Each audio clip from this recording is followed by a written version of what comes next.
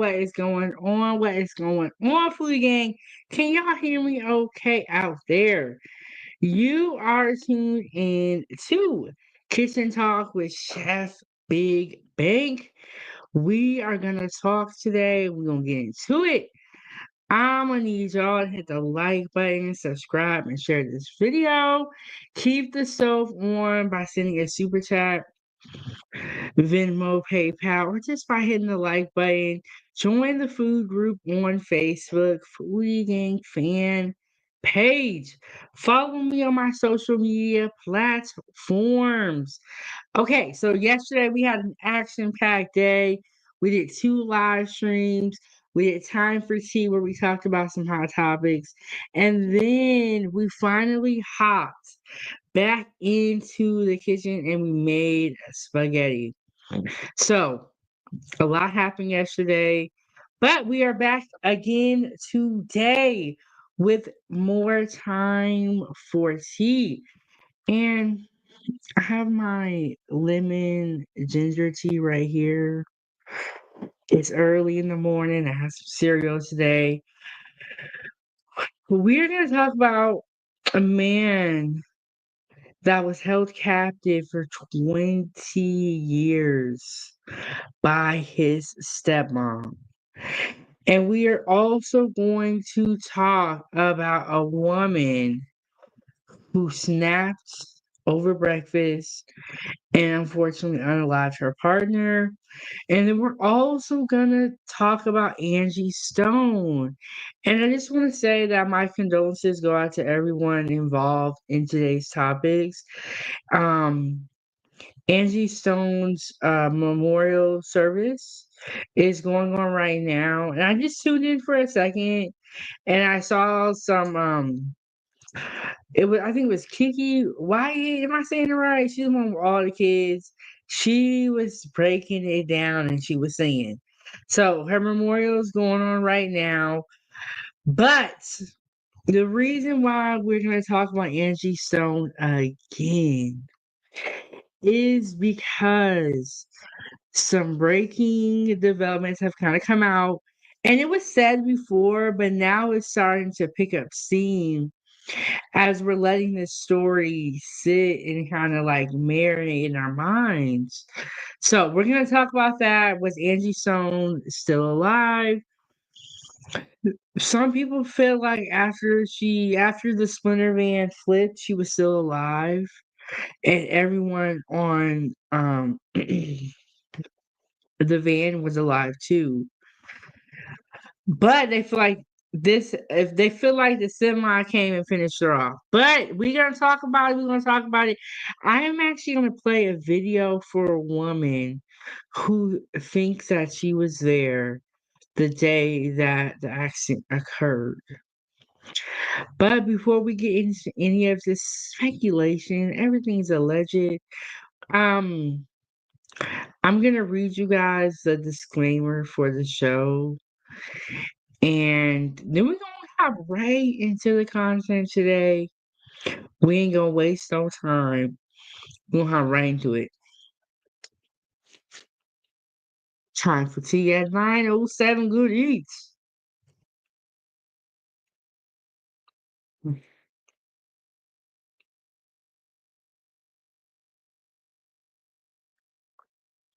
Put 2 cough drops in here, and let me fix my headphones. It's bothering me.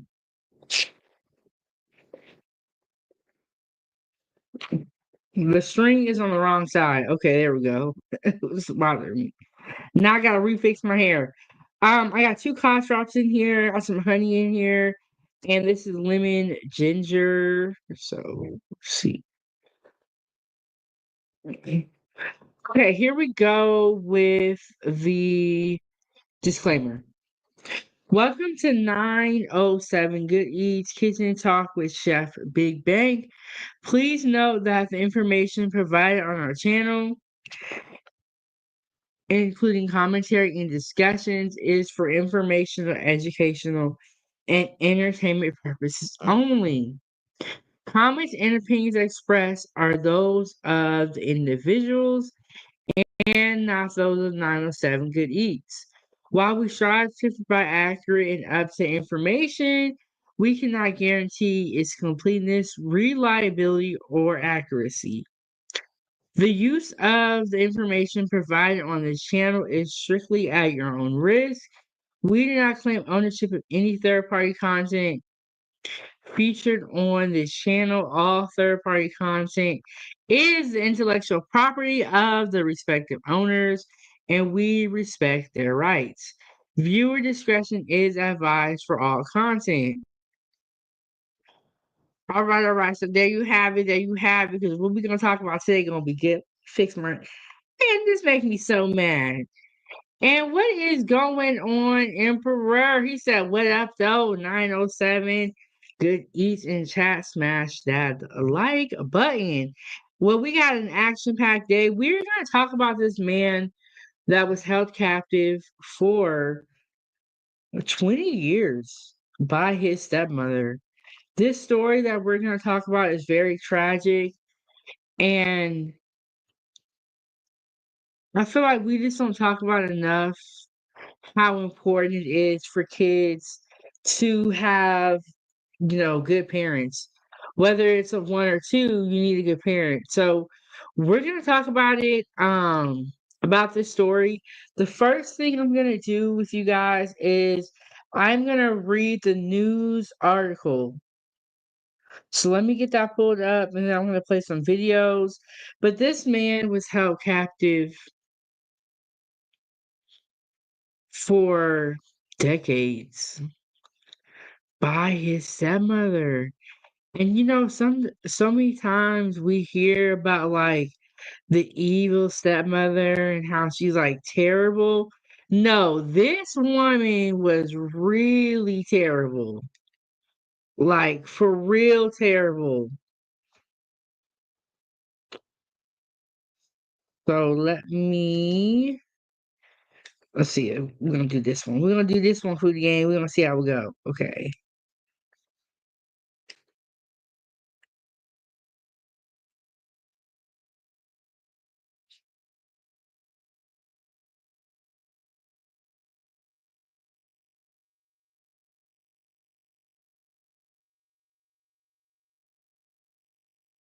Can y'all see what I'm looking at? Okay, so that's the stepmother, and then this is the story. So let me try to see if I can make this a little bit. I'm gonna make it bigger for y'all. Put myself down here. Okay, so trapped for 20 years. Waterbury police detail life of man held captive by stepmom. And when I was telling my sister about this story, one of the things that she said, well, where was the father at? Right? Which is a really good question. It's like, you got to think, where's his people at? How you gonna miss him for all that time? And then there's a lot of ads on this page. We're gonna try to get through it. So this was the house he was in for 20 years. So you can see how the house is like all these trees and shadows, and look at her face. She looked mean. A 32-year-old man standing 5 feet 9 inches tall and weighing just 68 pounds was forced to live in an 8 by 9 foot room for 20 years. All because his 56-year-old stepmother said so. Waterbury police said. Kimberly Sutherland was arrested this week and charged with first-degree assault, second-degree kidnapping, first-degree unlawful restraint, cruelty to persons, and first-degree reckless endangerment. She was released from jail on Thursday after posting a $300,000 bond. Hey.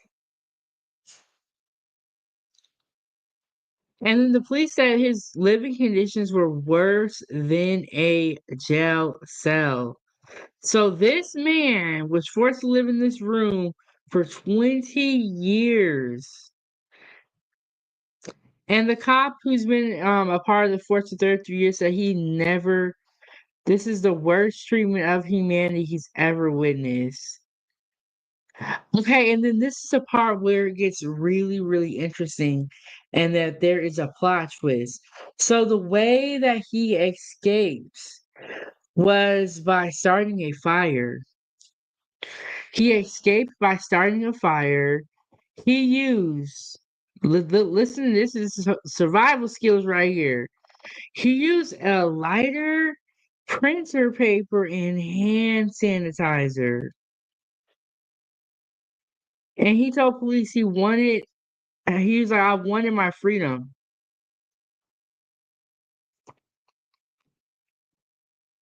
Wow. I mean, what what I don't get is that this is not even her kid. This is not even her kid. How you gonna do all this to somebody else's kid? Which is what I don't understand. This ain't your kid and you up here doing the most. This ain't your kid. And Empress, that sounds like something from Misery. Is that a movie? But this ain't your kid. You up here doing all this. What the heck? Let's let somebody whoop on your kid. But I feel bad for that boy, and he's like wasted all that time. Well, not wasted, but he's like lived his life behind closed doors being abused. Since then, he has described decades of abuse towards police and the harrowing ways he stayed alive. The man said the abuse began in childhood when he was caught sneaking food. His father and stepmother locked him in his room and starved him. Desperate, he stole other children's lunches at school and ate from trash cans. Y'all hear that? His father was actually a part of it. Hey, Drip King, how are you doing? How are you doing? He said 907 East, hey. And he said, wow. Emperor said, yeah, that's a movie from the 80s starring Catherine Bates. Or Kathleen Bates. Said Misery is a hell of a movie. If you watch it, prepare to be pissed off. I know I was as a kid. There was this book that I read about child abuse. It was called The Child Called It. Have you guys ever read that book? It was about a mom that was abusing her son and she would make him throw up and then he would have to eat it. Child abuse is real and the things that happen to a child in their childhood are so important. I always say your childhood is the foundation for life. You know, you hear people that are like 40 and 50 talking about their childhood. It is so important. And shout out to El Chivo in the building. She said Grace movie. But it was a book that I read called A Child Called It. And this reminds me of how this stepmother treated this son. Now, why did she hate him? And have you guys ever heard of those parents who would be like jealous of the kid? That is a real thing. Like some people, some parents too, parents, step parents, be jealous of the kid, especially if it's not their kid. And this is why I was on. Now she was live and she was talking about how she didn't even want to be with nobody because she was worried about things like this, stories like this. This stepmom held this boy in this house captive for 20 years. For 20 years. And stay tuned, y'all. There's gonna be some more details that are gonna come out that are gonna be just disgusting. Absolutely disgusting. This woman, in my opinion, should not have even been able to post bail. When you have crimes against children, I don't think you should be able to get a bond or you should be able to get bail. Empress said, yeah, child abuse is real. I was abused in the daycare center my parents put me in. That was one of my fears when I knew I had to put Ava in childcare because I heard stories where you send the baby to preschool or you send them to daycare and the baby never comes back. The baby can never comes back. Always, you always coming in at the right time. And Empress said, especially step parents. That's why you got to be careful who be around your kids. When I was younger, I used to have a stepmom. We would call her the evil witch. She was just so mean. Yes, no bail for crimes against children. Absolutely none. You're done. We don't want to hear nothing. We don't want to see nothing. You should not get a bail. When you do stuff against little kids and older people, I don't think you should get bail because you're sick minded, in my opinion. So let's get back into the story. Oh, and listen, okay, so the father and the mother locked him in the room when he was stealing food when he was younger. Teachers and administrators at Waterbury's now closed Bernard Elementary School. Keep in mind, he's been in captivity for 20 years. Notice his behavior and reported it to the Department of Children and Families. According to Tom Pannone, the former principal, we knew it, we reported it, not a damn thing was done. So back in the day, when this young man was in elementary school, they saw the signs of child abuse. They said something, they reported it, and nothing was done. Nothing was done. Oh, and get this. They wipe the database clean every 5 years. So they're the department purges records every 5 years and has no information of these reports. 5 years they purge the records. So there's no records of this at all. Seems very, very shady. There's some more here, but I think we're gonna get into the video. So he was held captive for 20 years by his stepmother. I don't know if the father is still alive or did the father pass away. I'm not really too sure about that specific detail. Hold on, y'all. Let me fix my hair.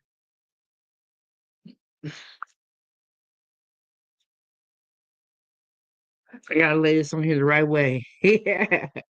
Okay, so we're gonna hop into a YouTube video that I have that is going to talk more about this situation and more about this man who was held in captivity for 20 years by his stepmother.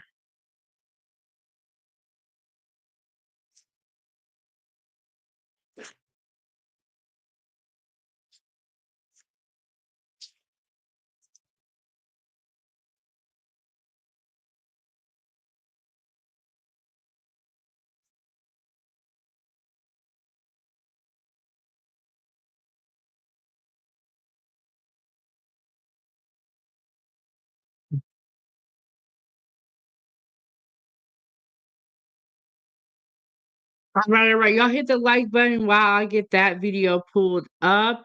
And I am gonna show you guys a little bit from yesterday's live or just like the video where we cooked the spaghetti. Yes, we finally got back into the kitchen after being away from the kitchen for so long. We finally got back into it. Got back into it.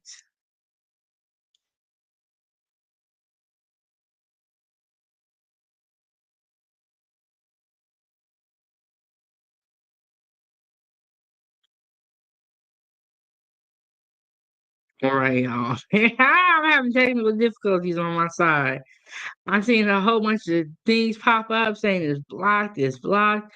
Okay, so I'm gonna play this video for you guys that talks about the man that was held in captivity. And this was yesterday's live stream where we made spaghetti. It was really, really good. We made turkey spaghetti, put a lot of veggies in it. Let me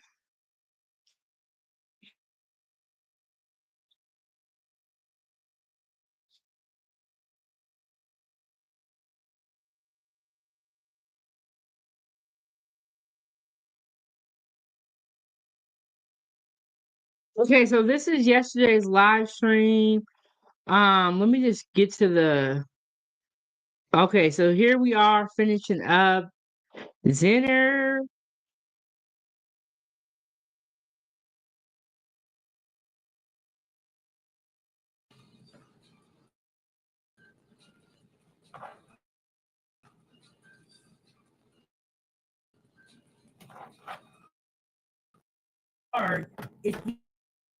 So we up in here cooking. So check out the live stream. Um, really good food. I have not posted the recipe yet. I'm going to shortly. Good morning, everyone. Thank you for. Okay, so what we're looking at now is the press conference that they had after they found the whole story out. So let me get us to the right screen. Here we go.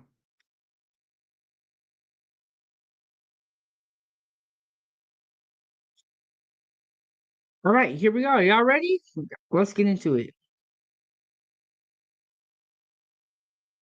For the opportunity to have this conversation with you. As you all know, on February 17th, around 8:40 p.m., Waterbury Police responded to Blake Street on a report of a fire. Officers and fire investigators immediately realized there were some grave concerns about some of the conditions in the house. There were two occupants of the house, one being Kimberly Sullivan, the stepmother of the male victim. Officers and fire investigators quickly realized that there was a room in the house that appeared to have locks on it from the exterior portion of the house. They began to speak to the male victim, who disclosed that he was being held captive in the house for an extended period of time, approximately 20 years. The investigation began from that point. We worked closely with the state's attorney's office, Maureen Platt, as well as Assistant State's Attorney Don Thurkelson. That is crazy. Let me restart that because I had to step away for a second. And I'm going to get the full story. We're only 1 minute in, but we're going to go back. Good morning, everyone.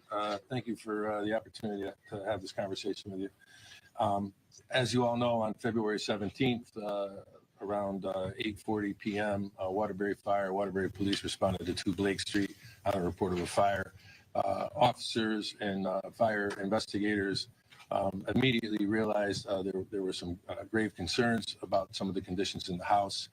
There were 2 occupants of the house, one being Kimberly Sullivan, the stepmother of the male victim. Officers and fire investigators quickly realized that there was a room in the house that appeared to have locks on it from the exterior portion of the house. They began to speak to the male victim, who disclosed that he was being held captive in the house for an extended period of time, approximately. So there was locks on the outside of the doors. So it was like she pretty much locked him in the room and pretty much was like, don't ever come out. But for 20 years, what was she going to do with him? That's a long time.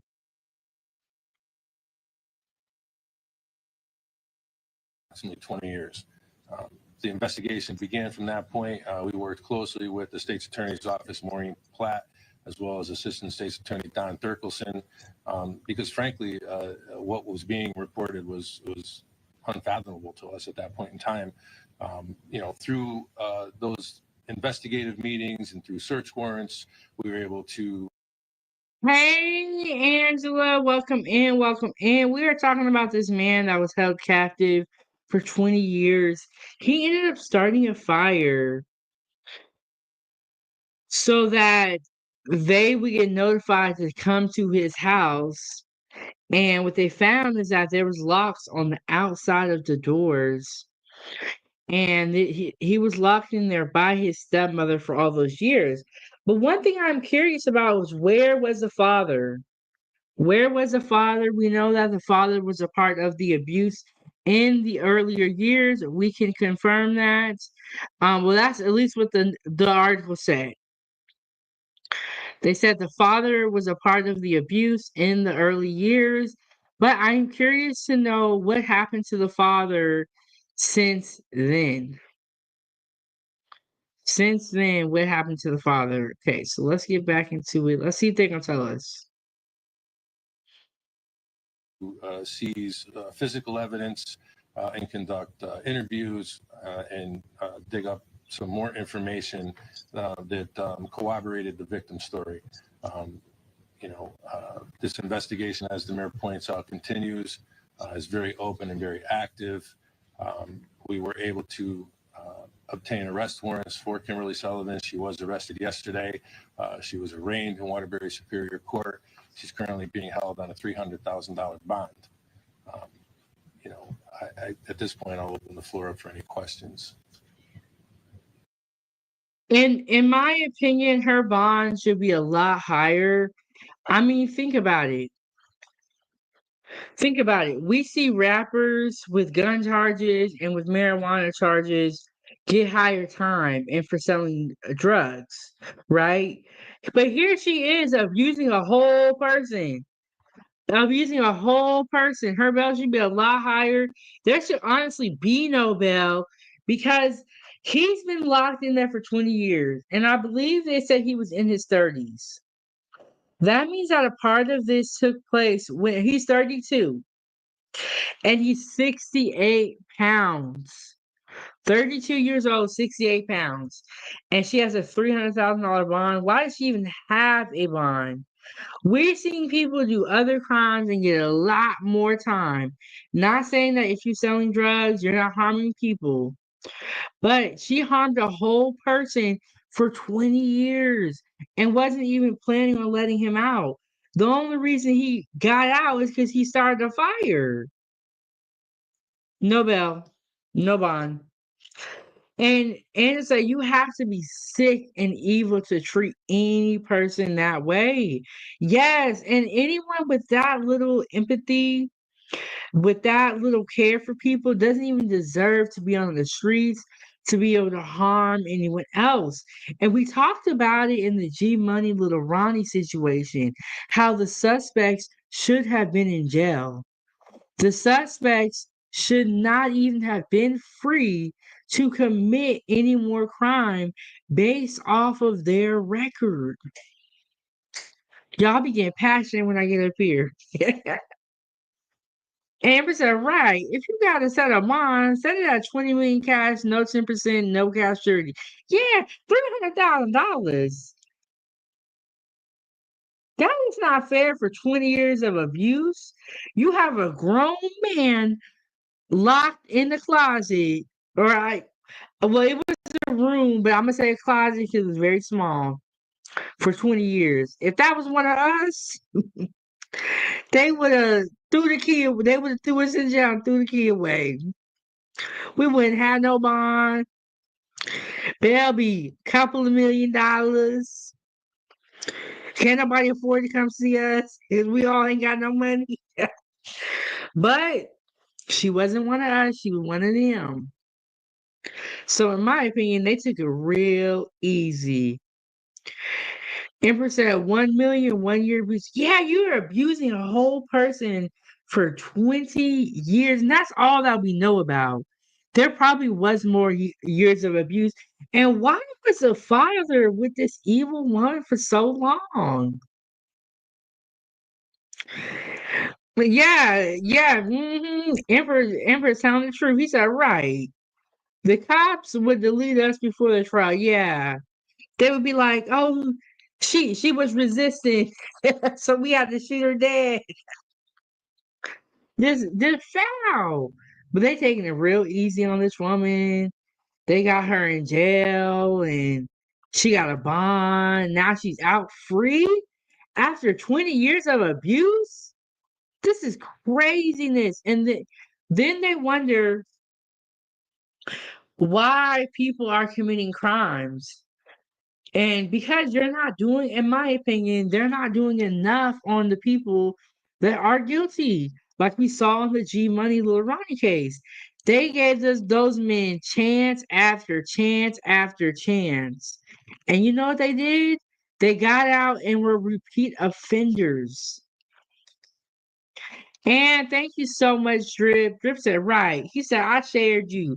Yeah, share this video with your friends.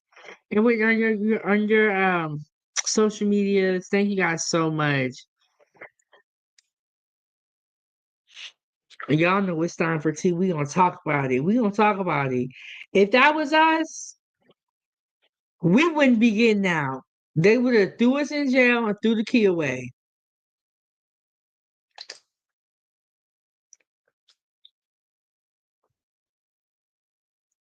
And she has to be a sick individual, very sick individual to do this to her own people. Why would you dislike your stepson so much that you even feel like you have to go here? But let's get back into the video. Let's see what else they are going to say. Let me get that pulled back up. And so that's her. She got regular clothes on, being escorted. They would have drug us. I'm just playing.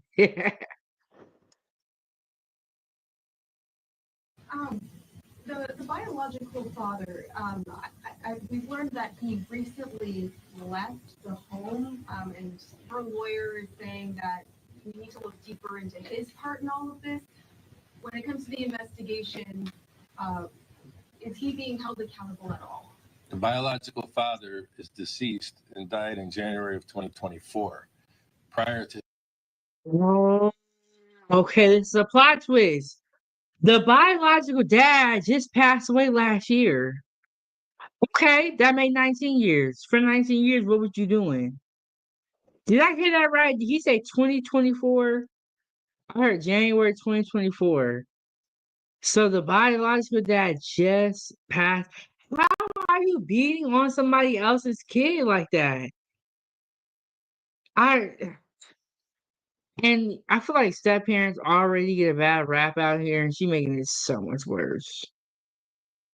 his death, he was wheelchair bound from some medical conditions.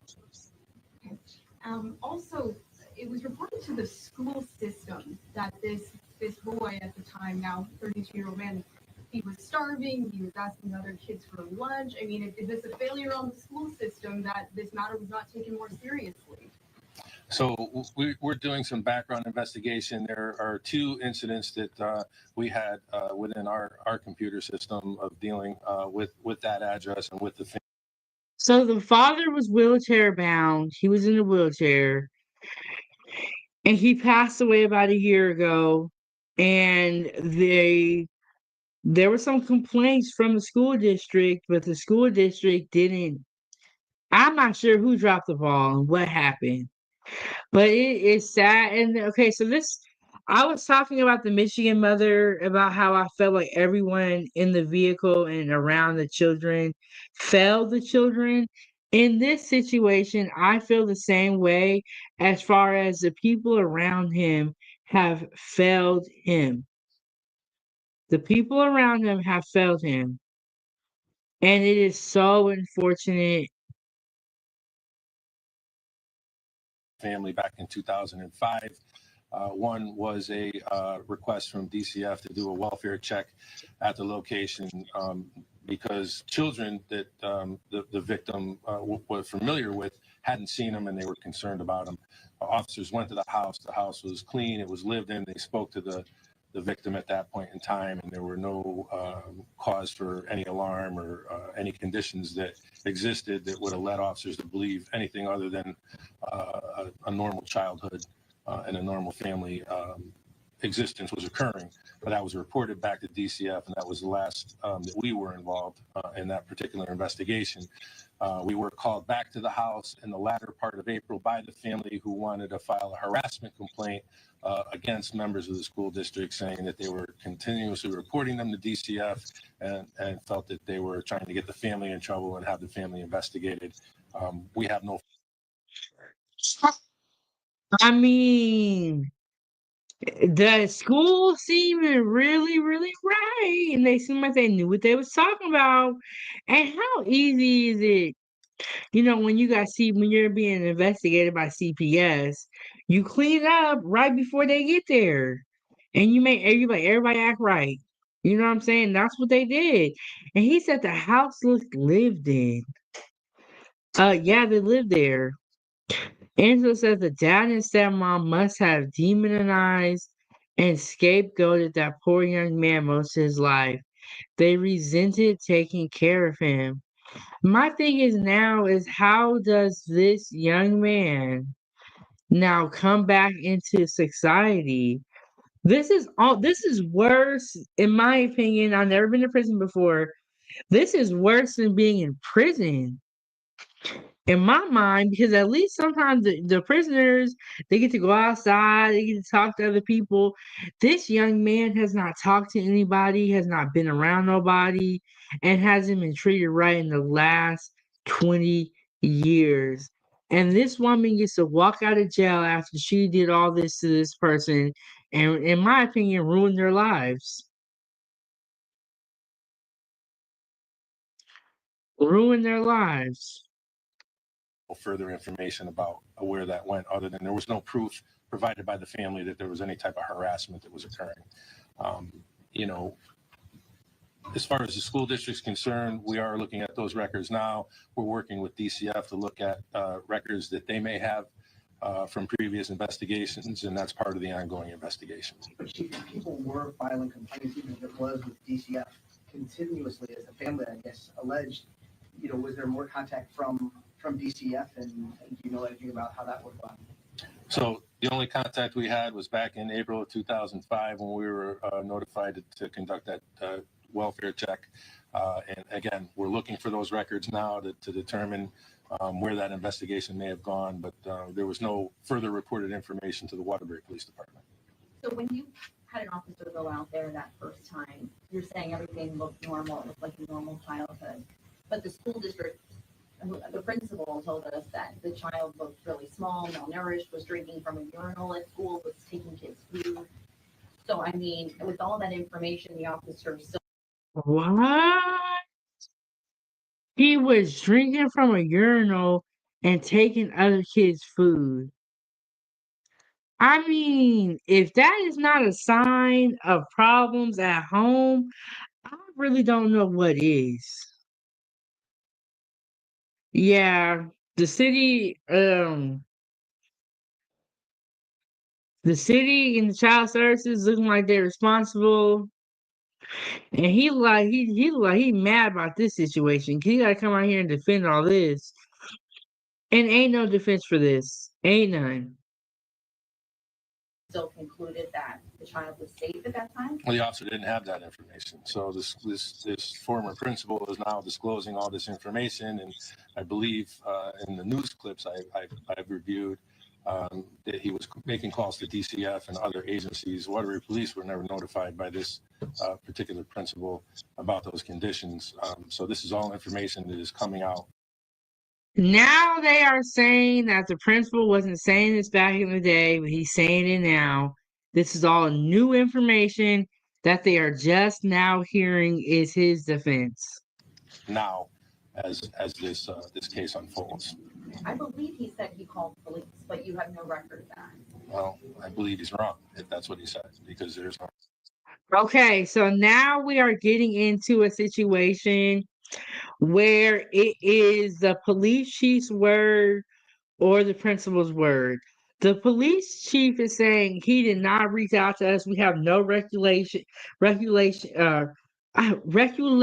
cannot say that word, but y'all know what I'm saying. We do not remember him reaching out to us, and the principal doubled down. He said, "Yeah, I did. I reached out to y'all and I called y'all." Okay, so the boy was skinny, drinking out of urinals, and stealing other children's food. If those three things are not a sign that you do not have a safe environment and you don't have everything you need, I don't know what is. Let's see what else the chief got to say. Record of it. Can you talk about, you said that there was some evidence that corroborates the story of the gentleman. Can you talk any more about what that is, or how do you go about corroborating a story like this that's so extraordinary? Right. So there's some physical evidence that was seized from the house that does corroborate the fact that that room did have exterior locks on it, and a number of different styles of exterior locks, as was explained during an interview with the victim throughout the years. It appeared that the locks increased in security levels as time progressed, and obviously he became older and maybe a little bit stronger. So that's certainly one component, and then there's other. Dang, so he got bigger, she added another lock. When he got big, could beat that, she added another lock.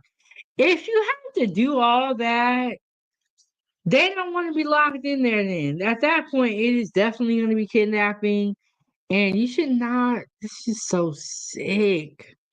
Why is this woman out on bail?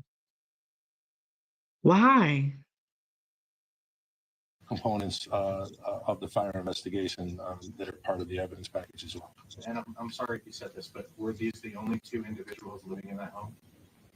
Yes, there were two siblings. They were in and out of the home, but they have since moved out. So say DCF had all this information the principal's saying, they don't share any of that with police? So he said that there are two siblings that have since moved out of the house. I wonder why those siblings were allowed to move out and were allowed to go. Were those her kids or were those her stepkids? They need to clarify that point because we need to get the full story. Why were the other two kids allowed to live outside of the home, but he wasn't? And Angela, I agree with you. If it was one of us, there would be no bell. I agree with you. And you remember there was another, okay, so there's a mother from Michigan whose kids froze to death in the car, right? There's also the Michigan mother. We haven't talked about it at all on this channel, but I watch other content creators. There was another Michigan mother who had abandoned her kids for 5 years. I believe it was three kids. She had abandoned them for 5 years and went back to bring them food, and then they were living in filth. They arrested that mother and gave her a bail of $250 million. Now, three kids, right? I believe it was three kids, $250 million bail, all right? This one woman abused her stepson, somebody else's kid, for 20 years. For 20 years and locked him in a room and gets a $300,000 bail. Now, these are different states, but still, okay. Emperor is in Michigan, and shout out to Emperor. He said her bail was reduced last week to $50K. It went from 250 mil to $50K. Okay, now justice system just ain't nothing. But I bring up that situation just to show you guys how high her bail was set in the beginning versus this woman. Now, Empress said her bail was reduced to 50K. This woman got $300,000 bail off top and abused and locked somebody in the room for 20 years. And yes, that story, we haven't talked about that story just because it's really disgusting. And so we're gonna watch a little bit more of this one and we're gonna go on to our next subject. But this is a crazy story. This is a crazy story. And Empress said, yeah, folks around here are off at that. Why did they reduce her bail to so much? Because it was 250 mil at first, right? I believe that's the number that I heard.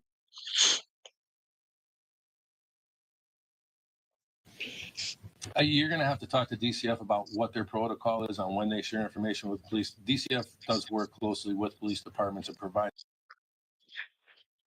Okay, so there are some points on the TV. I mean, I say TV, on the screen that I want to read.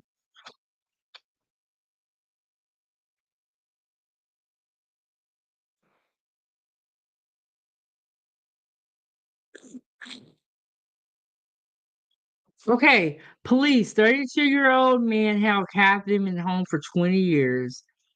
Suspect Kimberly Sullivan is victim's stepmother.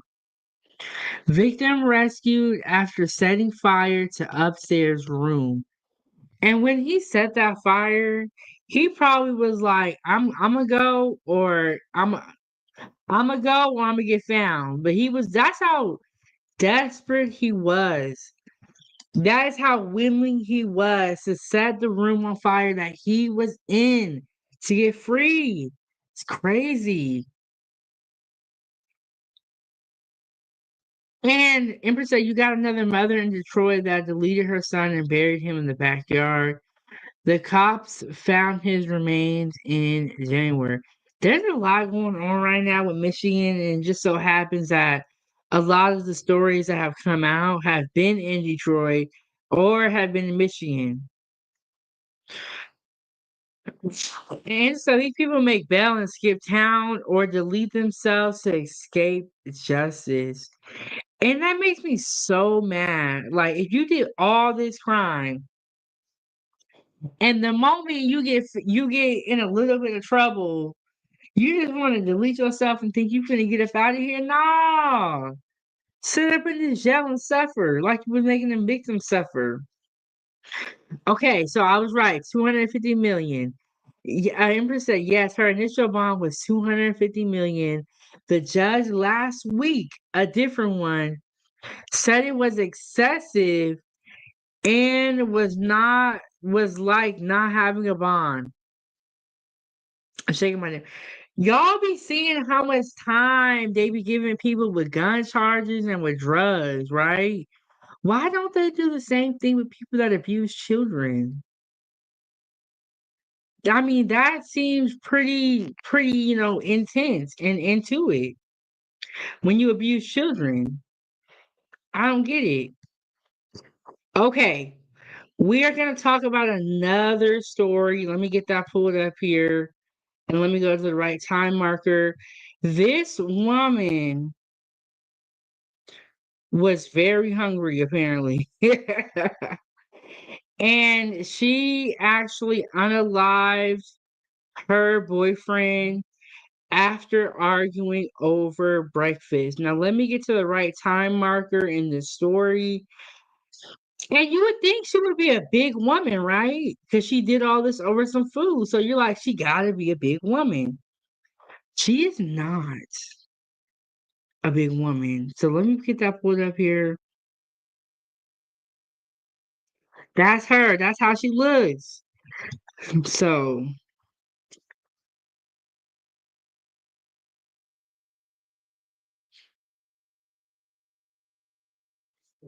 let me see. Let me see. kill after deputies say she shot her boyfriend while arguing over breakfast food. Deputies in St. John the Baptist Parish say 24-year-old Tamira Hubbard shot and killed her boyfriend, 23-year-old Joshua Jones, while the couple argued over the food that was made for breakfast. Investigators say Hubbard called 911 Sunday morning from a home in the 100 block of East Lakeview Drive in LaPlace and told responders she shot Jones in the chest. By the time deputies got there, Jones had died. Hubbard was arrested at the scene and booked with second-degree murder. The sheriff's office asks anyone with additional information to contact detectives. Yo, YouTube, what's going on? Trey again, hit y'all another video. Hope y'all having a very great day. Hope y'all having a very great week. My day is going absolutely magnificent. Big shout out to all the channel members and subscribers to the Trey King Show family. And much love to each and every last one of you all. And you all, we have a story out of Louisiana about way of LaPlace. And big shout out.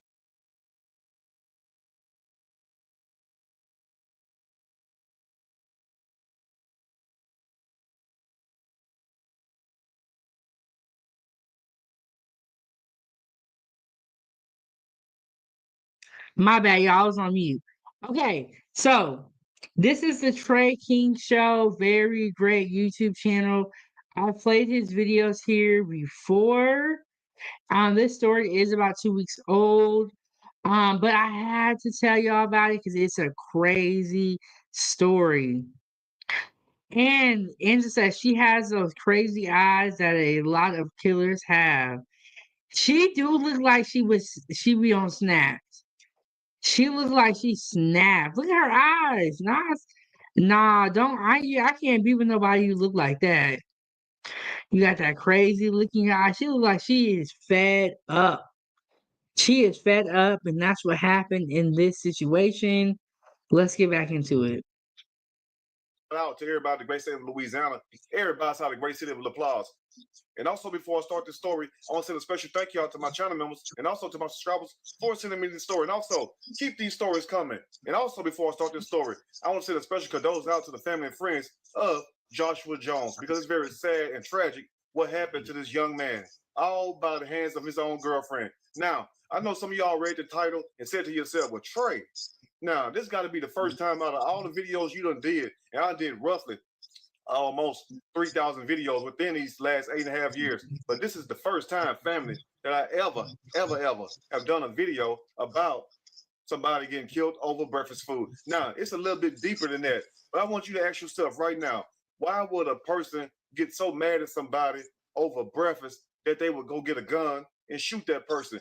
As in the case of this story right here, where we have 24 years old, squirrel face Tamira Hubbard, who shot and killed her boyfriend, 23-year-old Joshua Jones, inside of his own home. And I know some of y'all grabbing your chest right now saying, Trey, lay it on us, baby.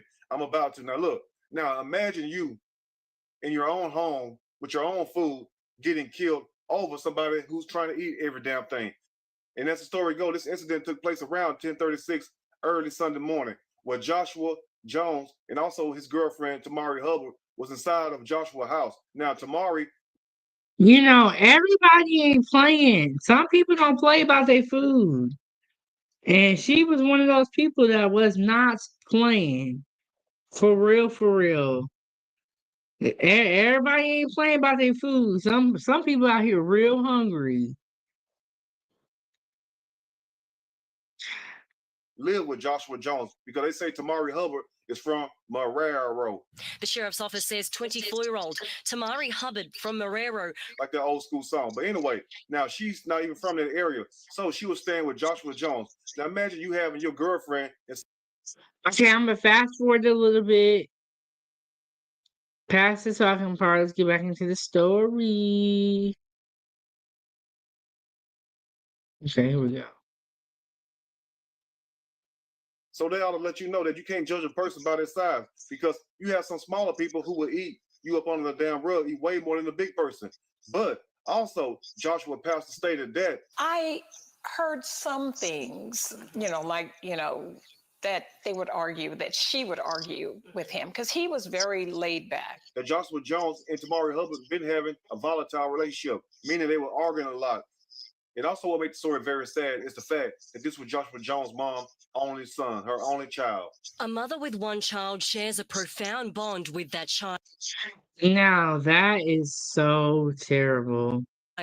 One so powerful, nothing else could ever matter. So me, I feel this way, family. Why be with a person if we're gonna argue? And then at the same time, money is tight, and then you got the nerve want to eat up all the damn food, and you also living in my home. That's too much to pull up with. Now I wish that someone would have pulled Joshua Jones to the side and told him, look here, you're already struggling with this woman. She probably don't even work, probably even bring nothing to the table. And at the same time, what is up with these women these days, and also these guys, let me just say people in general, what is up with these people who want to be husband and wife, what they call like in church, shacking up, boyfriend and girl? Yes, you need to drop that zero and go find you a hero or be by yourself. But the nerve of people who want to sit up here and live off you, money tight, and you trying to explain to them, look here, we having financial issues because as we all know, inflation is high these days. And also food is high as hell. So quite naturally, if things are high, guess what you're going to Now I do agree with him on that part. Food is very high, and we have talked about it a couple of times on this channel. So pretty much they were eating food and they had a disagreement, and he ate something he wasn't supposed to eat, and she was very mad and unfortunately shot him. And it's just a very tragic story. Um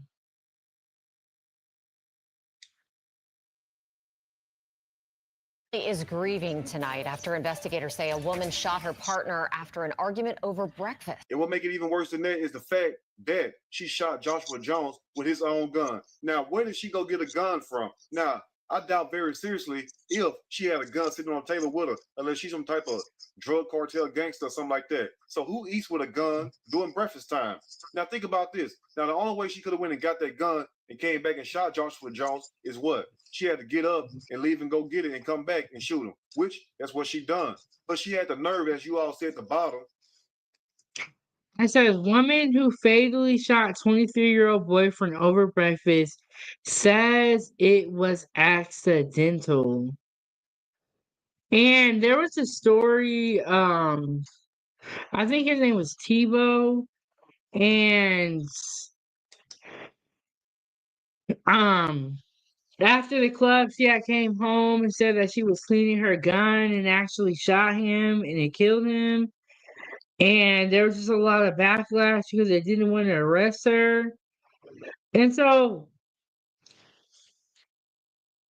I do agree with Trey in the sense of, if you're arguing with somebody a lot, I think it's best to just go your separate way. You don't want to be arguing with nobody. And it led to all this, which is crazy. People like this is already crazy. And it's just like they need one more thing to take them over the edge, and then that's it. And Empress said she literally banging on breakfast. But now she finna be in jail. Like, was it worth it?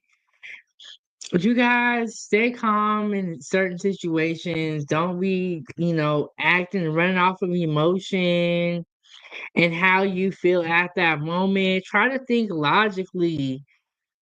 Take a deep breath. Take some time out. To tell the police that it was the sheriff that it was an accident. So tell me this, family, in closing. How in the hell is this an accident when you sit up here and been having problems in relationship for a while now? The sheriff's office says throughout the investigation, deputies learned the pair's relationship was volatile. And you're also eating up all the damn food, and then it leads to an argument, and then you leave and go grab a gun and shoot me, and then you call 911. The sheriff's office says 24-year-old Tamari Hubbard from Marrero called 911 saying she shot her boyfriend in the chest. The office says Hubbard told deputies the duo were arguing over the food made for breakfast. Joshua died at the... And then she shot him in the chest. Ouch. Ouch. And that situation is crazy, but she shot him in the chest. How evil. And Empress said, right, go for a long run. Yeah, if you're that upset, like, no one should make you that upset where you want to fight, where you want to argue, where you start cussing. You don't let people have that type of control over you. And that's why I be telling my sisters, cause y'all they be beefing. I be like, stop letting people have that much control over you, where what they say gets you so upset, where you want to start fighting, you want to be arguing. Like, y'all gotta calm down out here. Not y'all Foodiegang, y'all be acting right. The other people need to calm down.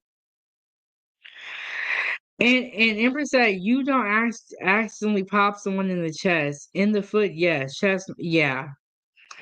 I agree, and she would have been better off saying self-defense than saying it was an accident. How do you just accidentally shoot somebody? Because you got to go get the whole gun in the middle of the argument. I'm arguing with you, and I end up getting shot. Who fault it is then? If I'm arguing with you and you shoot me, I don't really think it's an accident. I'm just going to say that. But let's get back into the video. Let's see what else they got to say.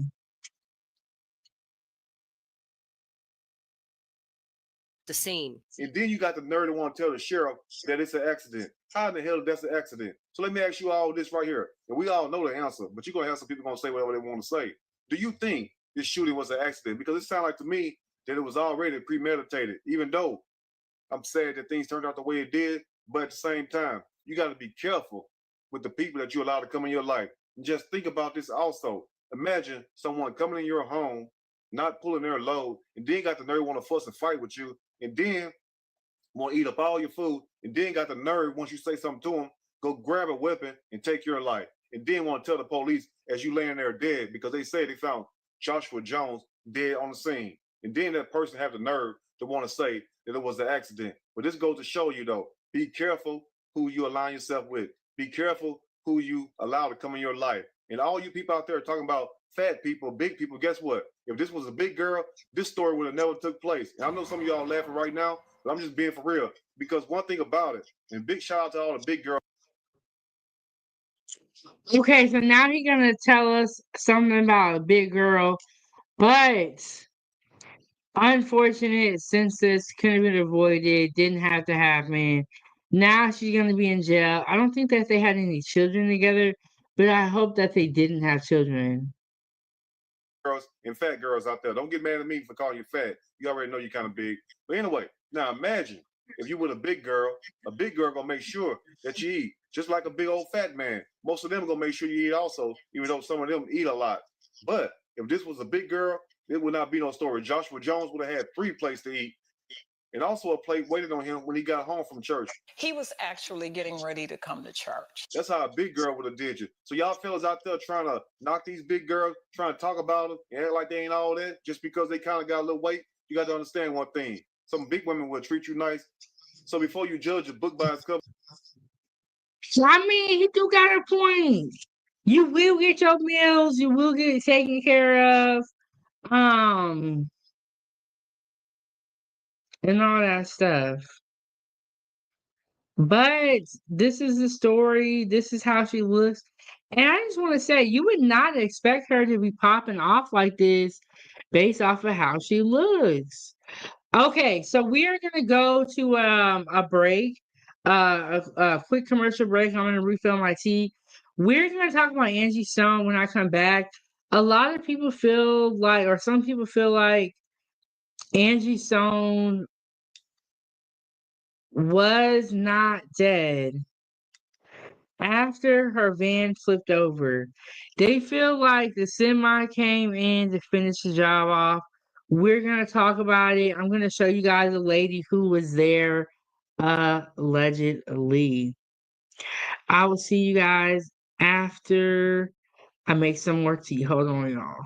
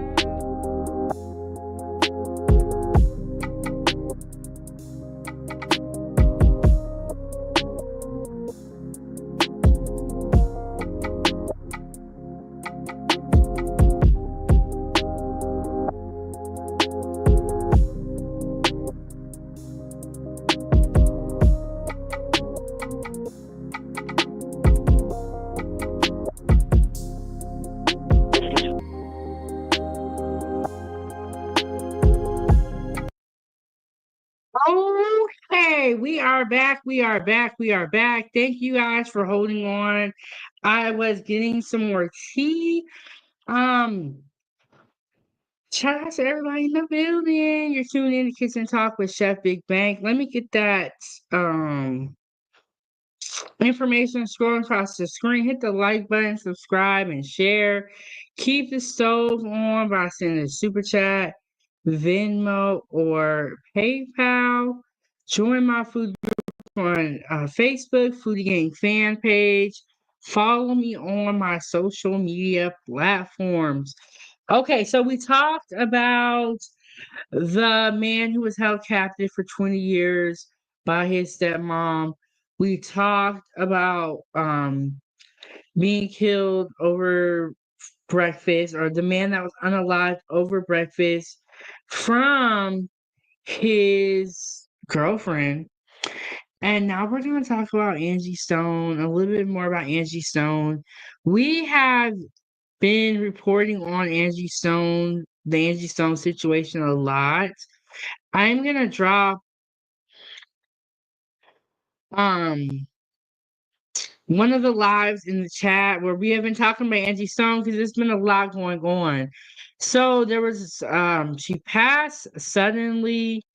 There has been a lot of breaking developments in her case. And okay, this is the one.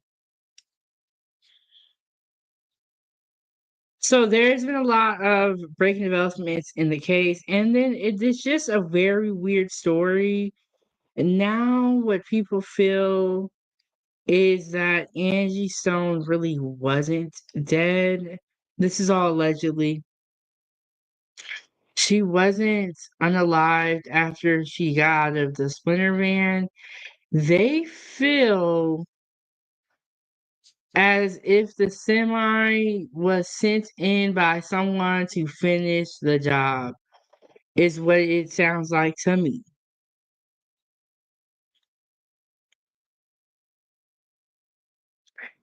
And this is the first story that we did on Angie Stone. That was us breaking down the backstory of it. We've done a couple of live streams on Angie Stone.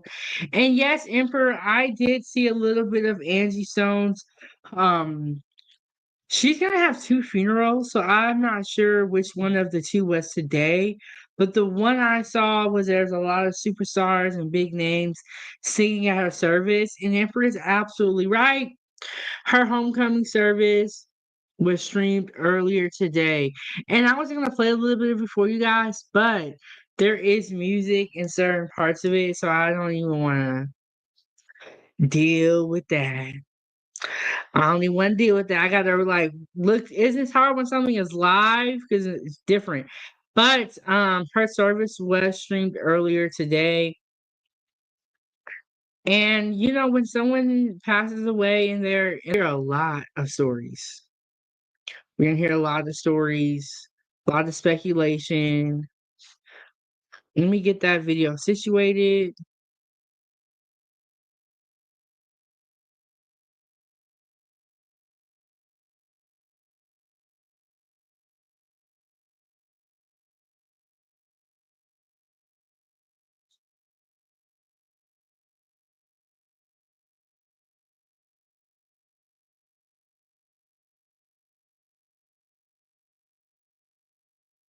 Okay, y'all, I'm getting it situated. Hold on, y'all. Okay.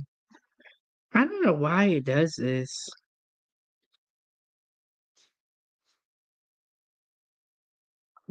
Okay.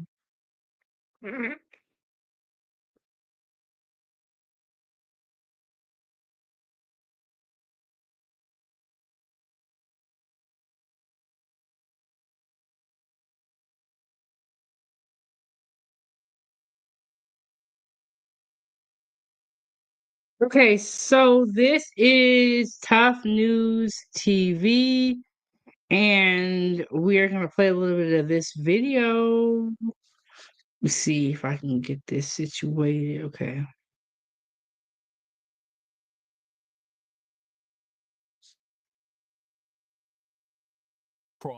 Angie's wreck, allegedly, okay?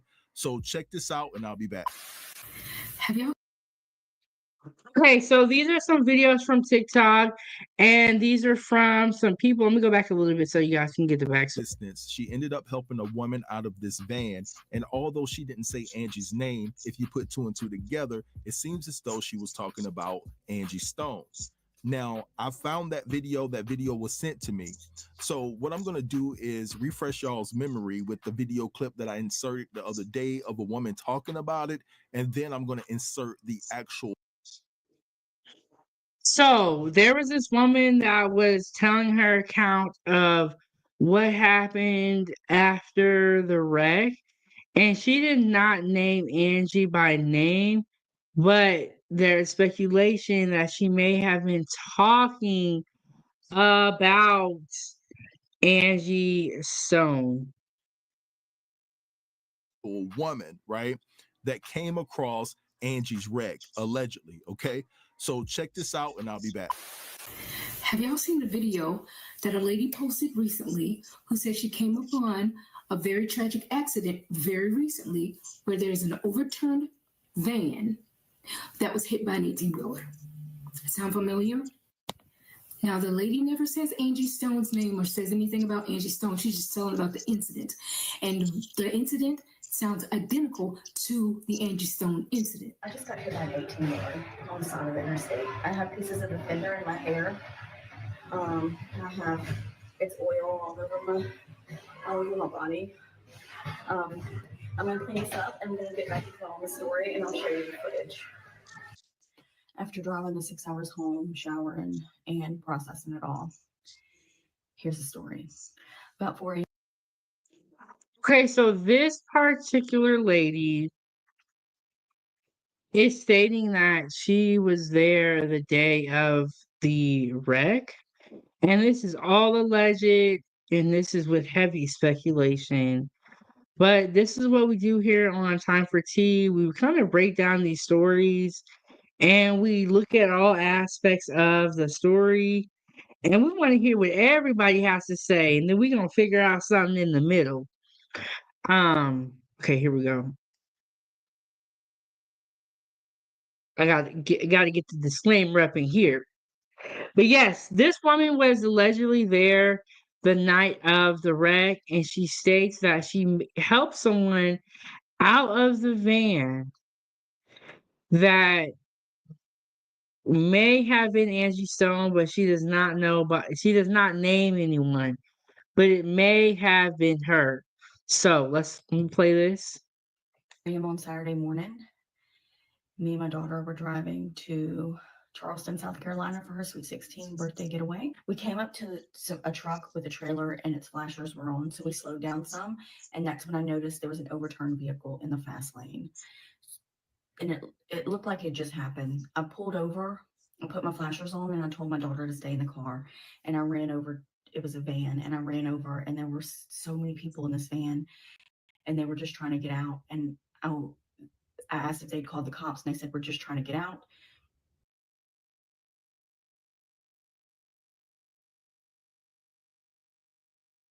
So she saw people in the van and she, ran to help, which I think is very nice of her, like to offer to help. And then we got peach tea here. Can y'all see it? Can y'all see it?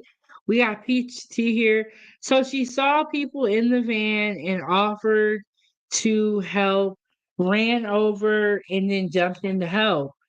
And mind you, this is after seeing the side of a wreck. When you see a wreck or the side of the wreck, you're going to be jittery. You're going to be really, really nervous. So let's. And I helped her get down, and she seemed out of it, and I was holding her hand and she was wobbling around, and I said, baby, you got to sit down. And then the next thing I know, I flew and I fell down to the ground, and it felt like something not ran over me, but brushed over me. Like something just swiped over my body. And I got up and I could hear screaming, and I just focused in on one screaming, and it was my daughter. and all I could do was run across the highway and tell her to get back in the car. She had to move the car because So she hopped in to help somebody out of the splinter van that was overturned on the highway. And she was helping someone. She said the woman was very frail, very like shaky. You know, like after you get in a wreck, your nerves are just so bad and you're nervous. So she was helping her, and then she just felt something brush over her body. And this is all alleged, like I said, but this is wild. But one thing that we all did agree on is that it was weird that Angie was the only person that didn't make it in that whole van. I'm not sure if anybody else was hurt. We don't hear nothing from nobody. So she's helping somebody out of the van. All of a sudden, she feels something brush over her body. And in her words, she was grazed by a semi. Now, follow me down the rabbit hole, Foodiegang. Empress said shock. Oh, and I'm so sorry. I forgot to drop the link. I just been up here talking. Empress said shock. That is exactly what you are going to feel after something like this happens. Okay, but everyone in the wreck survived. So that means that Angie didn't get unalived in the van, right? So imagine Angie got out of the van and was walking away. And then the semi came. What do y'all think, Foodie Gang? What do y'all think? And Empress said they said everyone else in the van had non-life threatening injuries. Okay, I was kind of wondering about that because one thing that is also very weird is why don't we hear from anybody that was in the van? You know how like when they have a plane crash, like how they have the plane crash with the figure skaters recently, unfortunately, very sad story. But in the next couple of days, we were hearing from people that were part of the figure skating community. We were hearing from people that almost got on the plane. We were hearing from close loved ones of those victims. We have not heard from anybody. We haven't heard from any car survivors. We haven't heard from the truck driver. All we hear from is the TikTok videos and the regular people who were there. We don't see no photos, no professional photos. Everybody is real hush hush in this situation. And could this be why? Angela said, I think it was a planned hit. But in this theory, Angie Stone survives the van and then gets hit by a semi. And if the semi hit the van, why is nobody else injured? Why was Angie the only one? What do y'all think, Foodie Gang? Do y'all think this is what I'm saying? Even if you don't agree with this theory, just think about it for a second. And Empress said you won't hear from anybody because it was a hit. The little hats that got to everyone involved. And you know what? It's starting to look like that. It's starting to look like that. And in this video, I talk about it. Oh, I just wrote, I got a typo in here.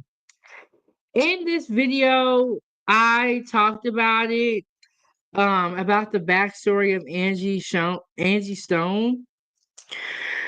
She was in the middle of doing a tell-all where she was exposing some of her royalties that she feels were stolen from her.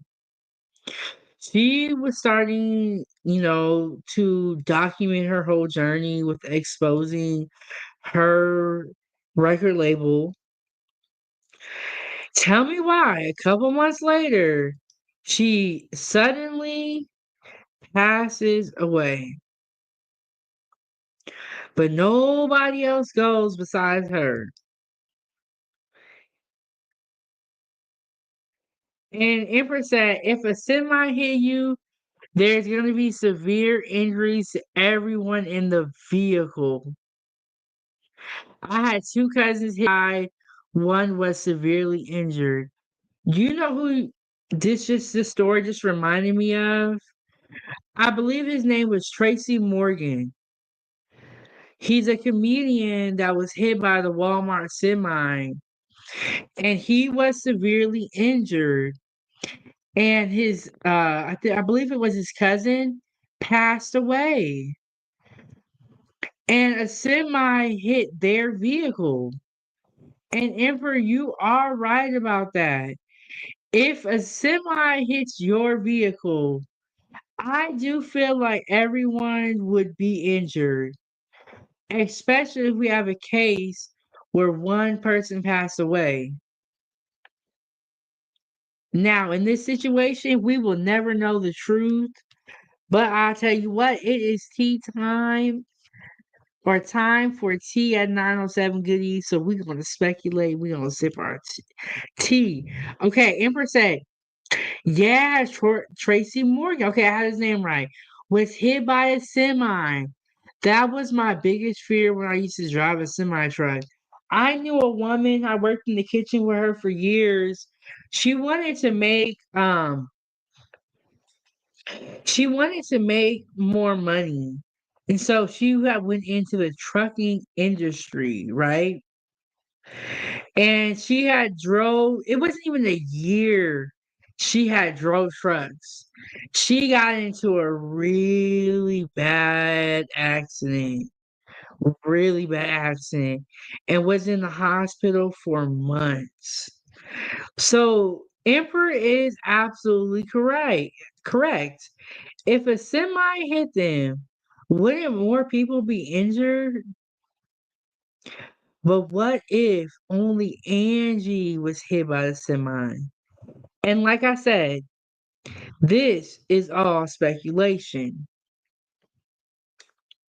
It's all speculation here. We just going down a rabbit hole. This is what I feel her people need to be doing.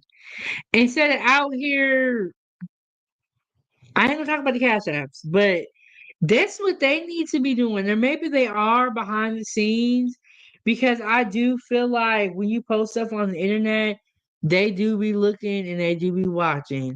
So maybe they're just doing their stuff behind the scenes and keeping it away from, the internet and the media, so that they can move behind the scenes, which does make sense in their case. So she feels like, let me go back a little bit. I'm gonna play this story and I ain't gonna talk no more. Y'all. Y'all know I be up here talking. My daughter, and all I could do was run across the highway and tell her to get back in the car. She had to move the car because if somebody else hit us, it could hit her. So, and she moved the car farther up the interstate, and I called 911, and they said they were on their way. And then all I could think to do was get to my daughter, and that's all I could do in that time. And when I was walking to my daughter, we're really running. The best that I can do, I was in so much pain. My chest felt like an elephant was sitting on it. My legs were so hurt and sore. And I looked up, and there was an 18-wheeler that had crossed the median into oncoming traffic. And I knew that's what. Wow. So she looks up, right? Because after she didn't even know what happened. She didn't even know what happened. She just felt like a flash of air, pretty much. And like something rolled over her body, in her words. And then she looked over the median, and the semi is there rolled over. And I know that you guys, there are photos out there where the semi was crossed over in the median. I don't know. It was just a very weird attack. And Empress said, in regards to her family not speaking up, in my words, he said, or maybe the powers that be have gotten to her family too. Told them if they talk, they gonna end up like her. And you know, years after somebody's in the industry, and Next Level was up here and he named a couple of names that were starting to expose people, and then they mysteriously became unalive themselves. So it is definitely a possibility that somebody somewhere is intimidating this family. That is definitely a possibility, and that I believe that. Hit me and ran over, and brushed over me was the 18-wheeler. And my daughter's freaking out. She'd already called my husband by then and my father-in-law. And I just told her, we've got to get to the hospital. I can't breathe. It was so hard to breathe.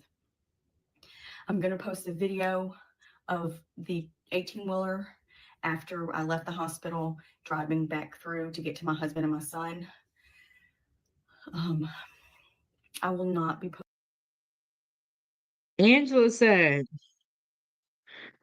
damn, that makes sense. I mean, if you really think about it, Angie walked out of the van and then was then struck by a semi.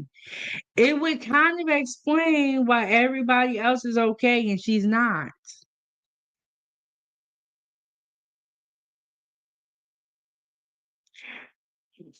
I don't know, y'all, but Angie Stone's funeral was today.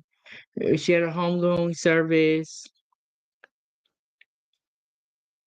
And Empress said that rush of air the witness felt, that was a semi truck going over her.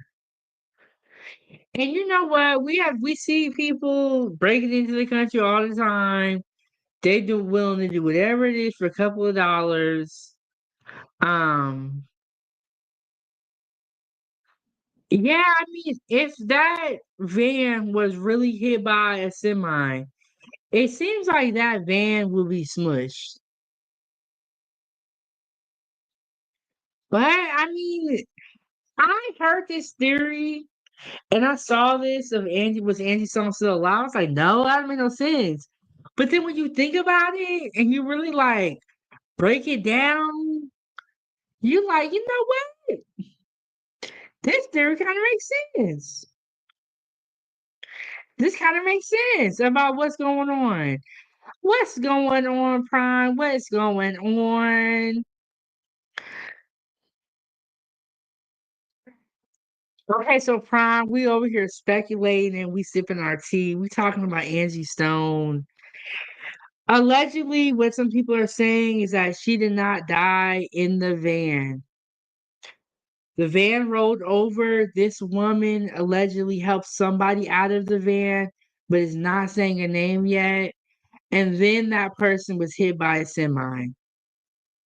And Empress said exactly that van didn't have a lot of damage. It really didn't, though. To be hit by a semi, it didn't even look like that. It looked like the van had turned over and that was it. But let's get back into the video. Let's see what we got going on here. posting the vehicle in the video because somebody did pass away. They did. And I won't be posting that for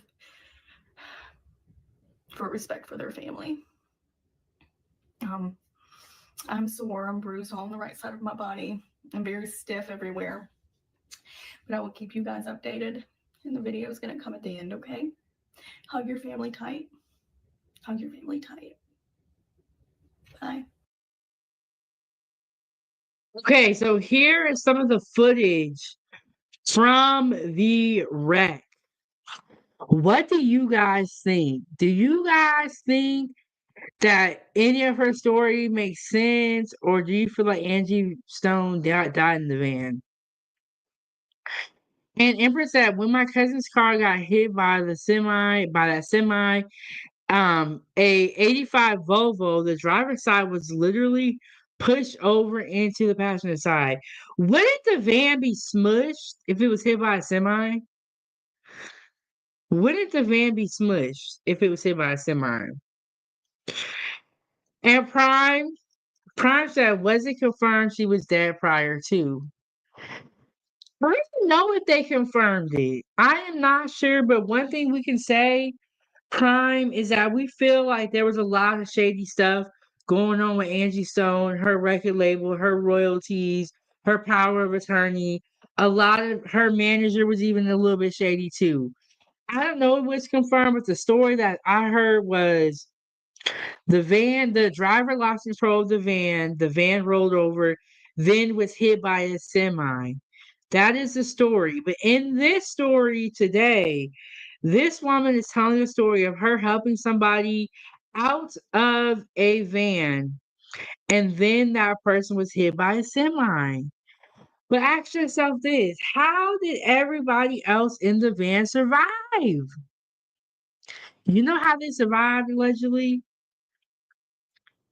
They survived because the van was never hit by a semi.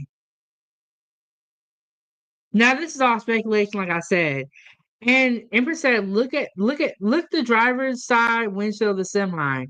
That was an external hit, like something round hit it.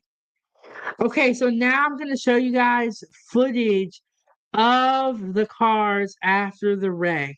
And we're gonna play this a couple of times. We're gonna go back, we're gonna break it down, and we're gonna talk about it. And Angela said, you have people that do auto accident scams for insurance money, and they are very capable of doing a hit on a person or persons.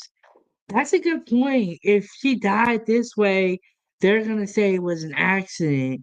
So they'll be able to get that insurance money if they have an insurance policy on her, which I'm sure they do because regulators are very shady.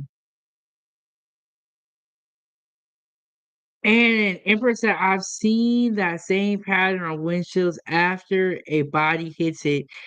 It does look like a body struck right there. But let me play this video. We're gonna look at it, Foodiegang.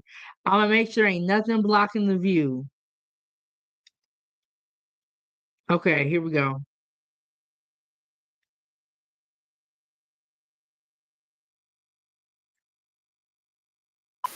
All right, so that is the video. Let me go back again. That was weird. Nah, yeah. Does that semi look like it hit a van? Or does it look like it hit a person? Y'all let me know in the chat what y'all think.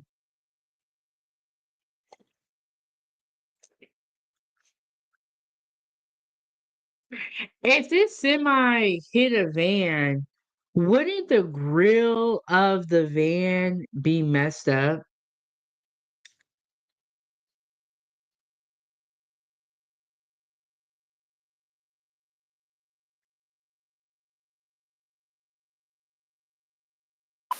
All right, so that is the video I was talking. Let me go back one more time. And y'all saw the van. It was like rolled over and like dented, but it wasn't smushed. I don't know, man. This is a lot going on. Let me go back a little bit more. Let's watch it one more time. And this is a Tough News TV breaking the story. But that van right there looks, or this is a semi. This semi does not look like it hit a van, in my opinion. Andrew said that semi. Oh, I'm sorry. We got Drip down here in the building. I'm up in here talking Drip. What's up, Drip? Hey, what up, though? What's going on, Drip? What's going on? I'm doing good, though, not much. What are your thoughts on this situation? Interesting. That's very interesting, man. Yeah, and it said that semi could not have hit the van. This semi hit a van. Does this look like this hit a van, or does it look like it hit a person? I don't know, to be honest. Empress said, and that's a Freightliner Casada truck. Those have airbags in them. Man, hey, how are you doing, lady? Welcome in, welcome in. Hey, Lady yeah, said, not much for me going on, just chilling out, and not much. I recently got a new game, but other than that, I've been chilling. yes, we just up here, it's I got 11:26 a.m. What time is it where y'all are watching from? 7:26 p.m. What? Wow, Drip, you're literally on the other side of the world. Mm-hmm. So I just recently ended my fast. Oh, okay. Emperor said the damage to that left front wheel happened after it went in the median. I know trucks.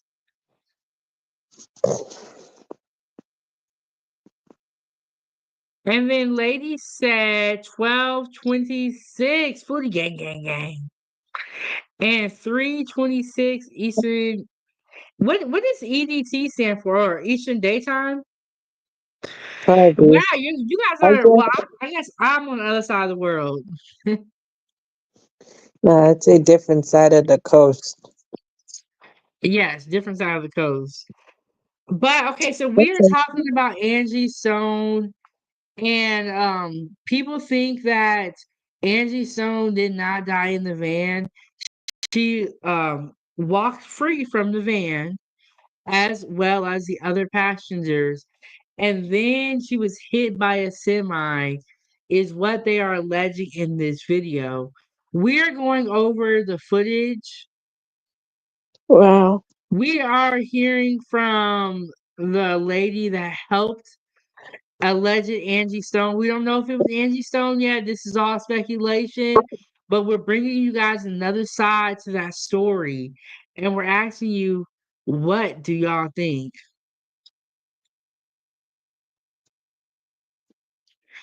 And it's like even a stunt car driver would know how to make this look like an accident. Okay, yes, EDT's Eastern Daylight Time. We switched our clocks forward Sunday. I know, I cannot stand when they switch the clocks. 'Cause I be so confused. Okay. What? Lady agrees. Wow. He didn't pass away in the van. What's up, Drip? Wow.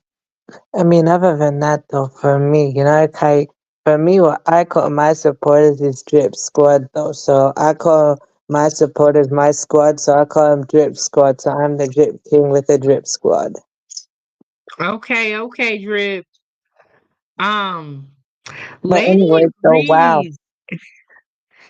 And I agree with Lady. And honestly, when I first heard the story, I believed the story. I didn't have any reason to think that they were not telling the truth. But after looking into this story with Angie Stone, playing all these videos, going through all this footage, and looking at the whole picture, it does seem very shady. Yeah, probably does. It does seem shady.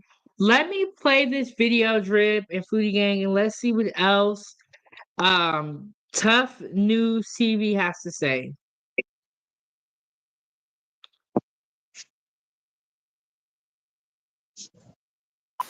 All right, so that is the video I was talking about. That's the video that the lady was talking about in the beginning. We could not find this video, and shout out to the person that sent this to me because I really, really was wrecking my brain trying to figure out where could I recover this video. So that because I think I hear some music, but that is pretty much the video.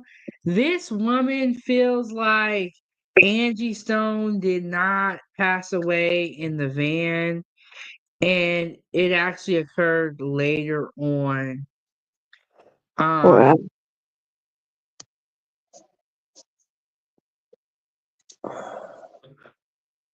so um I kind of believe the homegirl who said Angie Stone didn't die in the van. And now that I done looked at this story with a new set of eyes and I really broke it all down, it does seem kind of fishy.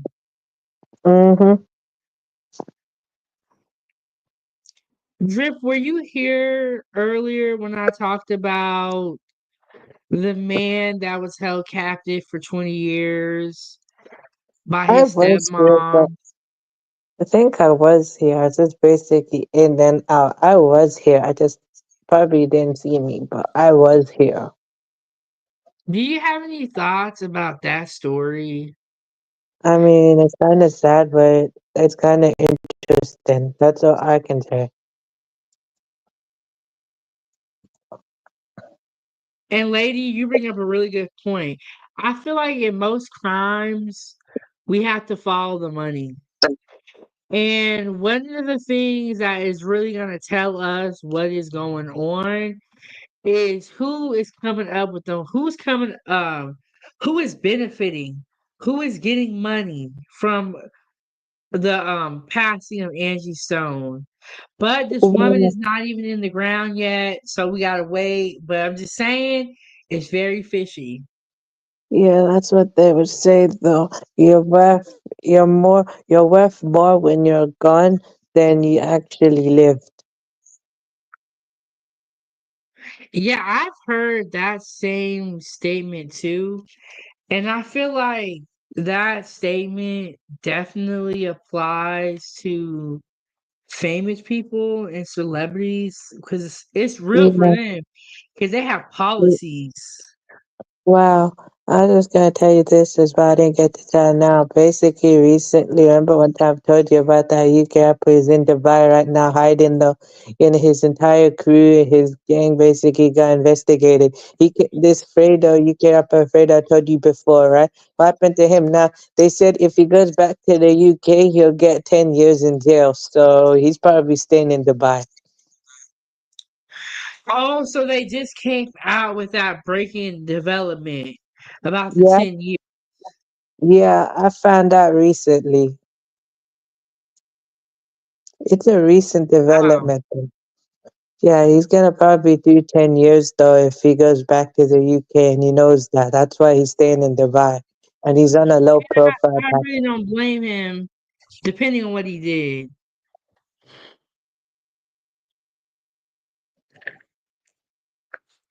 The lady Yeah. said autopsy. That's it. Oh man, I think I played a video the other day where didn't the family decline to do an autopsy on Nancy Stone? Didn't they decline? Or was that I'm gonna look it up real quick while we're waiting. Was that Angie Stone's people that declined the autopsy, or was that somebody else? But he's gonna get 10 years, Drip. Yeah, he's gonna get 10 years though if he actually goes back to the UK. His name's Fredo PG, Fredo Pattingang. So basically for And him, what did he do? I think it was like his entire crew was investigated. Somebody snitched on him or something like that. They're like a really big crew or something like that does drugs or something like that. Selling it. He's a big dealer though. He does music and he's a big dealer.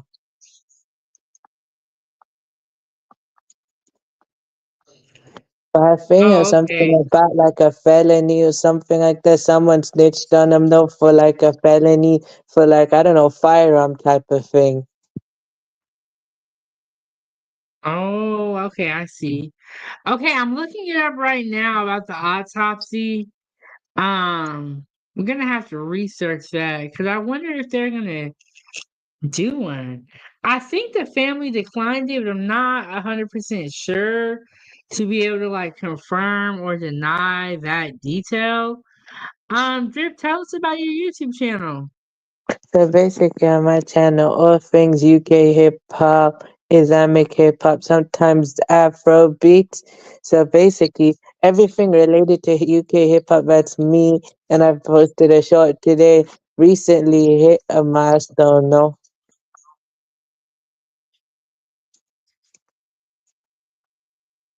Okay, Recently okay. hit a milestone, and basically what I call my support is known as the Drip Squad. So basically, my supporters are not just my supporters, they're my squad. So I call them my Drip Squad.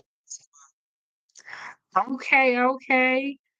Yeah, Drip is over there doing big things. Angela said, yeah, her album sales and music streaming will rise and continue to make the record label richer. And that's why sometimes I be feeling like the Soul allegedly, I be feeling like they are more worth more when they're gone than when they're here. As far as Mm-hmm. once you sign to these labels and they have all your music, because they can get rid of you and make money off your old stuff, and then they ain't gotta pay you. Yeah, yeah, I guess so, yeah. I kind of agree with you, yeah. Depending how big you are, then yes. Hey, G Honda, what is going on? What's going on? Y'all make sure y'all go subscribe to his YouTube channel. Lady said Yes. we need to investigate something else serious. Is MJ really gone or he faked it? You know who they have been saying is really alive and all this time is Tupac. They No, always talking about how I Tupac probably faked don't it or believe in that whatever. theory. I'm sorry. I'll be honest with you. I kind of get what that theory is. It's kind of intriguing, but I'll be honest with you. I don't believe that theory though, because I just feel like it's his fans who just won't let go. Just fans who won't let go. I don't blame him though. It's hard to let go of of your fave. Even I could be like that, but I also have to come to reality though that basically we won't last forever. So basically in a respectful way. I just feel though that's just what I feel like though. I just feel like it's his fans who just won't let go. So I don't believe in that theory like that. I'll just be honest with you. And I'm saying it with full respect. Yes, I hear you. I just brought it up because people have been saying that for years Do that you Tupac believe in it? is really dead. Wait, I was gonna ask this question. Do you believe in that theory? I don't know. It's tough to say. But okay, I'm not saying anything's out of the question. I just don't You believe in think it. I do think Pac is gone. I do think he's gone, but some people feel like not. Um, but I don't know. I think once people do pass on, sometimes we here on Earth need to let that person go, and we need to let them rest in peace. Mm-hmm. I'm saying, Yeah. but I I agree with you. First thought also is really interesting now is this famous duo. They're called D Block Europe, and you know what? At the end of the year, right? They're gonna end though. The D Block Europe is gonna end this year basically because one of the members gonna quit. So both of them wanna leave. The industry and just go study their faith and stuff like that. But I think no, we don't know about the other one. One of them said though, young as he said, when he's 30 or 35 years old, he's gonna, cut his dreads, he's gonna grow his beard, and he's gonna study his Muslim faith, and he's gonna move to, Muslim country and raise his kids. Though I can understand that. I mean, we don't know about him if he's gonna go or not. But the other one, the other half, LB, he says though he wants to quit at the end of this year. Because, both of them, though, are really famous. They've done so much. They've done everything together. And he just feels, though, he's just bored, though. Just feels like it's his time, though, to leave. Because he don't want to go 30 plus, though. That's just how it is. Kind of sad, Yeah. though. I feel And kind this of is sad. a type of music, right? Yeah. Yeah. But honestly, Drip, rap music seems like it's a tough business to be in. Yeah, but both of them got good management. That's why they rich, and that's why one of them wants to leave. Though I get it, though. Basically, what they do is they do trap beats, but with auto tune. But the vibe of the music is basically a wavy vibe, though. So it's called trap wave because it's a very wavy vibe, though. And when they did that sound, that's what made them really famous, though, because no one was doing it back then. Everyone can do YouTube chat, but what they're doing though, no one else did that before. Everyone else is doing it now, but when he did it though, it was when they were doing it, it was different, and it made them famous. Yeah. How they started though, they were more into the real rap, both of them lyricists, but after that. They just noticed the climate though, so that's why they just did it for the money. Yeah, and I feel like sometimes we're not supposed to do one thing for our whole life. Mhm. And there's nothing wrong with people wanting to do something different. Yeah, I can understand that. There's nothing wrong with like trying to change up. You want to do something different. There's nothing wrong with that. We feel like, especially when we see someone not living the right way and they want to change, I think sometimes we need to let that person change. But Mhm. sometimes we don't want, or the bad people don't want the bad person to change and become good. Mhm. Yeah, I Very kind of agree with unfortunate. that though. Basically, with the young Edster, the one half of D Bucket, he really said that, look, I appreciate the support, but don't look up to me. That's what he said though. Like, look, go find a real role model to look up to. It's not that he's not saying though that he don't appreciate. He appreciates the support and he understands he has influence and everything. But he's just trying to tell his influence to go find someone who's a real role model because he himself is working on himself. But see, that's the thing about the music and stuff. Or once you get on the internet and you get a little following, you automatically become a role model no matter what. Because I remember Cardi B was saying the same thing because a lot of people would say to her, "Oh, you have young children watching you. You're a role model. You're a role model. You need to do this. You need to do that." And she was like, "I didn't ask to be a role model. Yeah, I get it I though. But didn't then it's ask to be young a role model, Edson but you said that become though. one." Well, wait. No, but I mean, young Ed understands his fans, so there are people though from that type of same background from him and where they grew up just like him. He understands everything though. He's self-aware, but basically he appreciates everything though. Appreciates his fans and he's letting them know, look, I understand what I am though. But I'm just self-aware of who I am because he feels he has more to work on himself. And he feels though when he's 30, 35, that he wants to leave the music and basically go do the faith thing. And I can respect that. But I don't want him to go just yet because he just basically has a little bit more to give. Yes, I do agree with you. So there's another video I wanted to share with you Okay. guys. It's from the man that was held captive. Drip, do you have a little bit? Do you have time to be able to review this last Oh, of video? course. I've got a lot of time now, trust me. Okay. So there's another video that I didn't show you guys about the man that was held captive. And this is a shorter video where we're gonna get back into that topic. Um, very unfortunate. He was held captive for 20 years by his stepmother. Drip, have you ever known anybody that has been, kidnapped or held hostage like this? No, not really. Not personally. No, no, I don't, to be honest.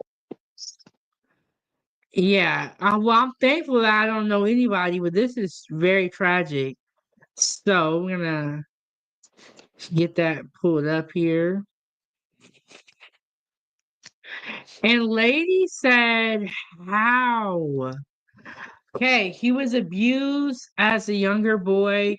He used to sell food and he would drink from the urinals because he was hungry. And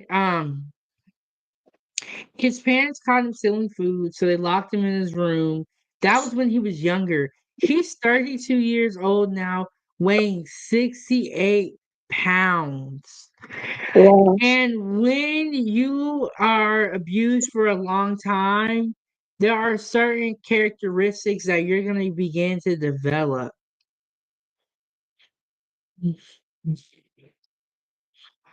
No, he cannot sleep, her lady.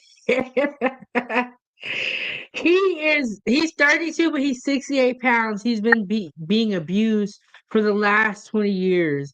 He's not going to be like your typical man where he's able to like fight back and be super masculine because he's been being abused for 20 years. That's going to play a big psychological, that's going to play a big part.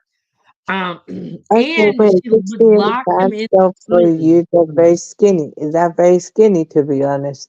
Because look, I was taught a different measurement when I was younger, though. I was taught to measure in kilograms.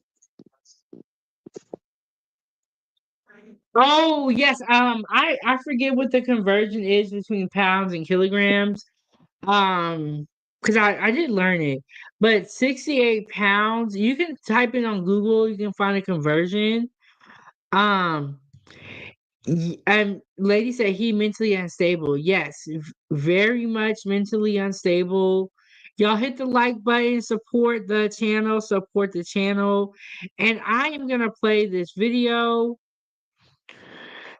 And here we go. We're gonna get into it. Start with a story that's making headlines across the country today. A Waterbury mother is charged with keeping her stepson captive in the family home Wow. for 20 Wait, years. so just hold on one second. I'll find the conversion rate. That's like about 30 kg. Officials say the boy was given 2 cups of water a day. What'd you say? 2 cups of I, water a day. What did you say, Drip? what I was gonna say though that I found the conversion rate. 68 pounds in kg is 30 kg. 30 kilograms. So wow. Yeah, he was very, very small. No, she is not black. She is white. But still trifling what she did. Still trifling what she did. Let me play this. Day. Investigators became aware of what was going on after they say that our 32-year-old son intentionally set a fire at the Blake Street home in Waterbury back in February, telling police, and we're quoting, "I wanted my freedom." This victim, 31 years old, was 5'9", 68 pounds. He had a body mass index of 11%. Under 13% is life-threatening. He was in the stages of dying. He was not locked in a room. She did not restrain him in any way. She provided food. She provided shelter. She is blown away by these allegations. What? Wow. Hey, she provided food, and he's 68 pounds, under 100 pounds at 32 years old. And he was 68 not pounds locked is in the 30 room. kg. Wow. They're saying everything is a lie. This little boy ate, or he's not even a little boy no more. 68 pounds. He was not provided food. And shame on you guys for even saying that.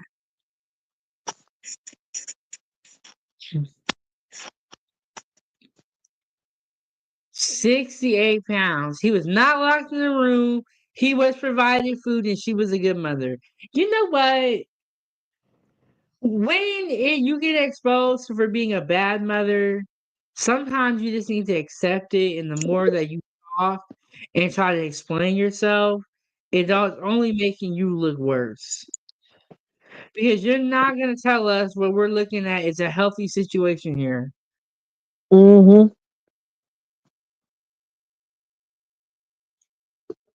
Oh, lady, guess what? Lady, you missed it.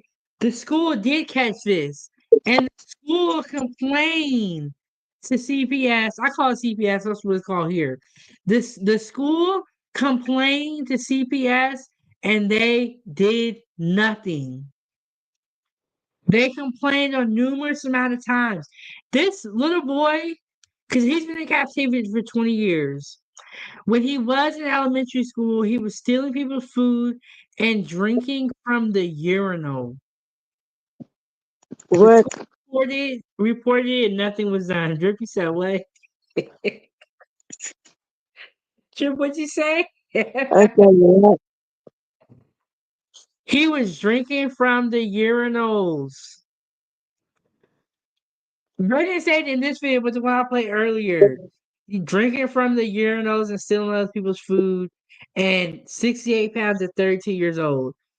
And they reported this back when he was in elementary school. Nothing was done. Everyone failed this man. Yes, lady in the vote. Yes, it was at his school. He's 32 years old now, but back when he was in elementary school years ago, the elementary school reported it to child services and they did nothing. And so now the principal and the police chief are going back and forth because the principal from elementary school said, remember when I told y'all this and y'all didn't do nothing? Lady, I'm not sure they didn't get into the details. She said, why the urinals and the sink was there, I'm not sure. They didn't get into the details. Lady is so funny. She said something missing, let's investigate. That's what we here for. That's what we here for. Tea time. Okay, we're gonna get back into this. Must be the lawyer for the mother, and he is a bold-faced lie. Shame on this man. The defense attorney said it was the boy's now deceased biological father that dictated how he was raised, and his client is being falsely accused. Waterbury officials have just wrapped up a news conference, and NBC Connecticut's Jennifer Joas joins us live now from Waterbury with all the late-breaking details as to what they had to say. Jen? Yeah, well, Waterbury police say this small room this now man was living in and locked in, there are signs appearing that there were locks on that door, was worse than a jail cell. They say it had slanted ceilings. It was very small, very tight, more like a storage room with no bathroom, no heat, no air. And they are horrified by what this man went through the course of his life. 33 years of law enforcement. This is the worst treatment of human. Okay, so this is a little bit from the interview I played earlier, and this is the part where they disclosed that he was drinking from the urinals. Now, Angela said the parents likely taught him to drink out of the toilet. And keep in mind, this is someone that was abused for years and years and years.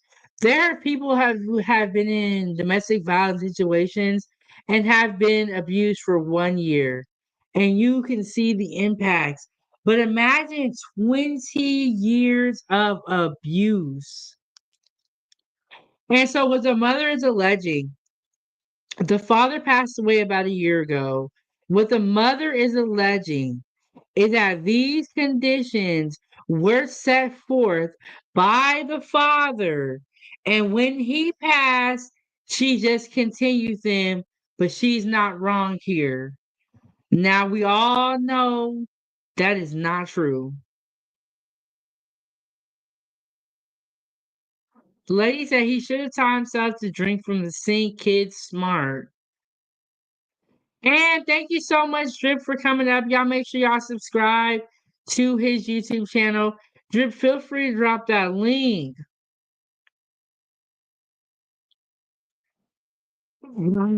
It's a lot going on here. Lady said, you know what I mean? They be like, ew, not doing that. Yeah, kids are smart, but this is not a typical situation. This is someone who was abused. And these are only the details that we know about. Imagine what they are not saying, what they are not telling us, what we don't even know the full extent of his abuse yet. So, oh, I got this, lady. I got this. But we got about 20 more minutes on this live. I gotta go do my mommy duties. But let's get back into some of what the police chief was saying. And then this police chief and the principal are the ones that are going back and forth because the elementary school is saying this. We told y'all all this was going on back in the day and y'all didn't do nothing. Humanity that I've ever witnessed. I mean, it's shuddering to think that someone would treat any person, let alone a family member or someone that was entrusted as a guardian or a parental figure in this way. So how did this happen? Well, in just a moment, you're going to hear from a former principal who says they made more than 20 calls to DCF to report this boy through the matter of years from kindergarten. Wow. So they have the principal up here. We're going to hear from the principal over 20 phone calls. I did not watch this entire clip and I didn't know that they had the principal, but I'm glad that we are playing this part because we're going to hear from the principal. Garden through fourth grade. Police are telling us DCF did not share those details with them at the time, and police only did one welfare check in 2005.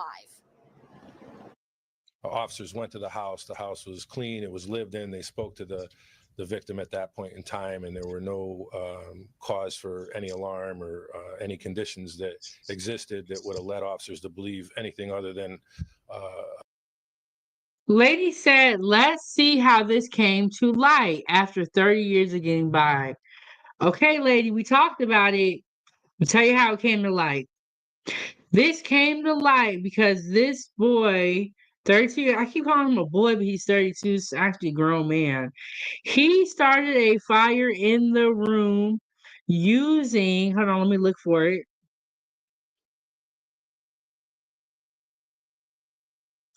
He started a fire in the room using a couple of tools. I have an article pulled up here and I'm looking for, okay, the specific part. He started a fire in the room using a lighter, printer paper, and hand sanitizer. That is how desperate he was to get by. He said, even if I go, I don't care. Angela said the boy probably was terrified to do anything outside of what the parents permitted. And they had abused him for so long. Okay, so lady, so he started a fire in the room and he used a lighter, printer paper, and hand sanitizer to start the fire. And because he had started a fire in the room, the fire department was forced to come out. And that's how all of this got found out.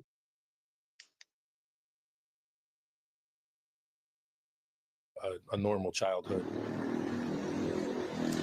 Following that welfare check, Waterbury police are saying that information was then reported back to DCF. Not long after that, the family actually wanted to file a harassment case against the school district for continuously reporting them to DCF, but nothing came of that either. DCF went to the home twice, and after the second time, that man said his stepmom pulled him from school. That is when his life got even worse. The abuse got... Wow, of course she pulled him from the school because they was on to her. They was on to her and they knew something wasn't right. And it states that after she pulled him from that school, that's when the abuse got worse. And y'all saw her, she looked mean. Worse, and it continued for several more years, even decades at this point. Despite this, police are still encouraging people out there to file reports, to call people and file anything, neighbors, anybody, if you see something suspicious, to speak up. Back over to you. Jen Joes live for us in Waterbury with such a sad and disturbing story this morning. And we're learning in an exclusive interview with NBC Connecticut, a former principal had an inkling of something terribly wrong happening. And Okay, I think this is the part where we're going to hear from the principal. And so the story that we are hearing is just it's crazy, and it's like it makes you mad because they always say, well, if you hear something, say something.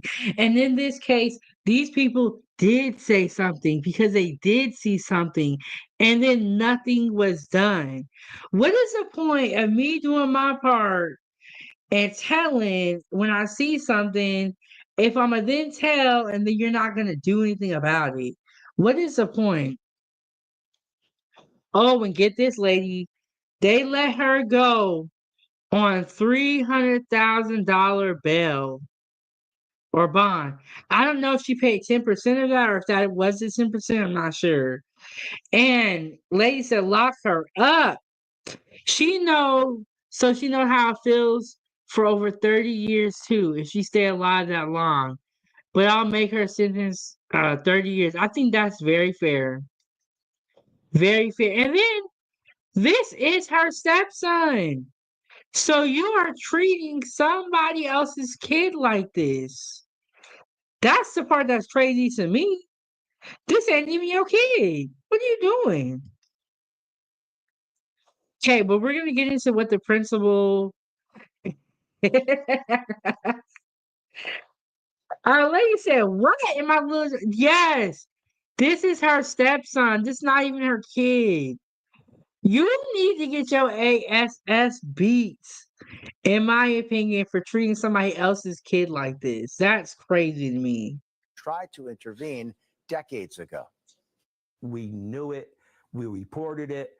Not a damn thing was done. That's the tragedy of the whole thing.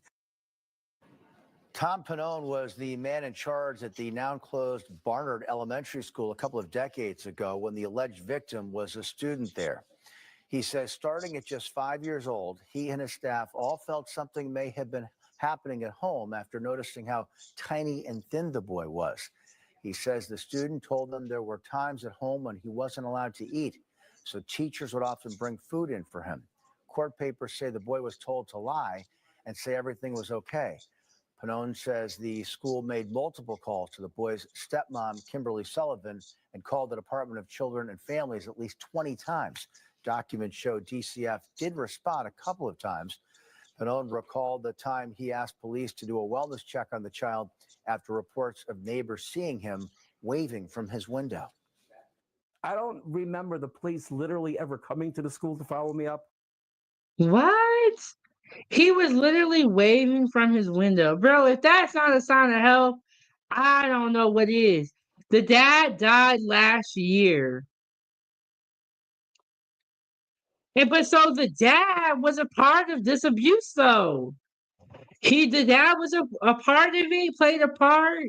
Not only did he not stop it, but he was a part of it.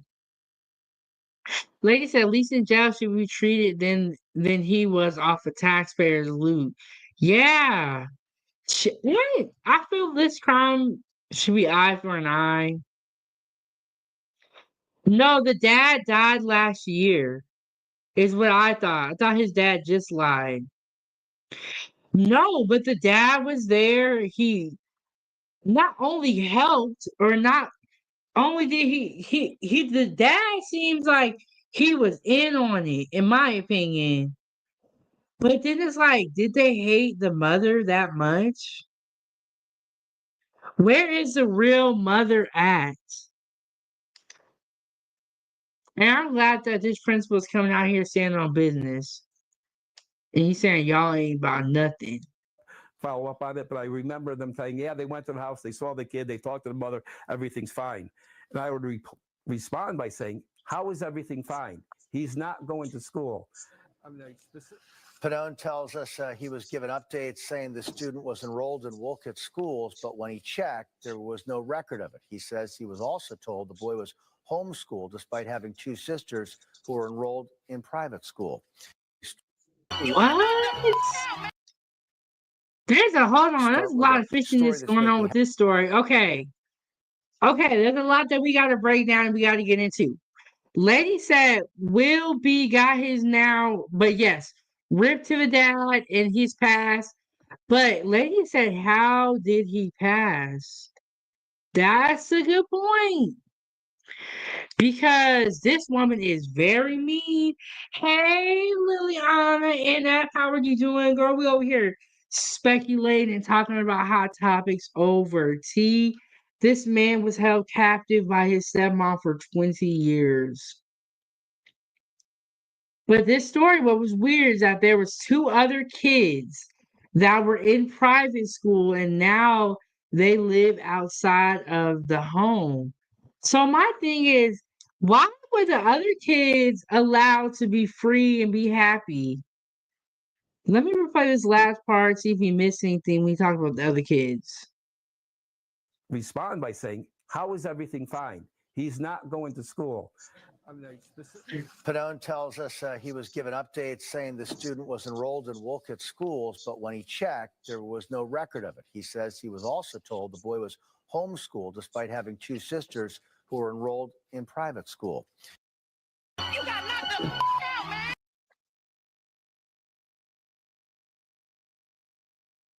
Hold on, y'all. Let me. Okay, so the man who was held captive for 20 years. This is a very current story, just happening. We are going to keep our eye on this story, and because there's gonna be a lot of breaking developments, like the G Money Little Ronnie situation and his daughter. How there's so many twists and turns, like the Angie Stone. I have found out that once you repeat these stories, or once you report on these stories, then you gotta keep following them because they got all these twists and turns. And that's it. I'm amazing. Hey, ladies. And lady says, sis NF, miss you guys. And family said, sis lady, miss you too. You be MIA. And she said, are you on Instagram? Yeah, sis. I believe everybody's on Instagram. Y'all. Okay, so we're gonna be talking about this story again because that was a lot. So this man was held captive for 20 years by his stepmother. His father, his biological father, passed away about a year ago. They have been abusing this boy since he was a child. And they started this process together a long time ago, but the father just now passed. The little boy, or the 32-year-old boy, they didn't release his name. He started a fire in the home using a lighter, printer paper, and hand sanitizer. That fire then alerted the authorities and the fire department, and they came and they checked on the house. When they got there, they found a room that was locked from the outside.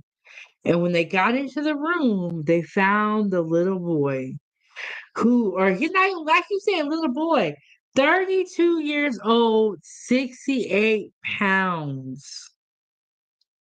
Right? And so then they looked in his history. The elementary school that he went to years ago called, I think they said DCFS or something. They called some type of child services over 20 times. Nothing happened.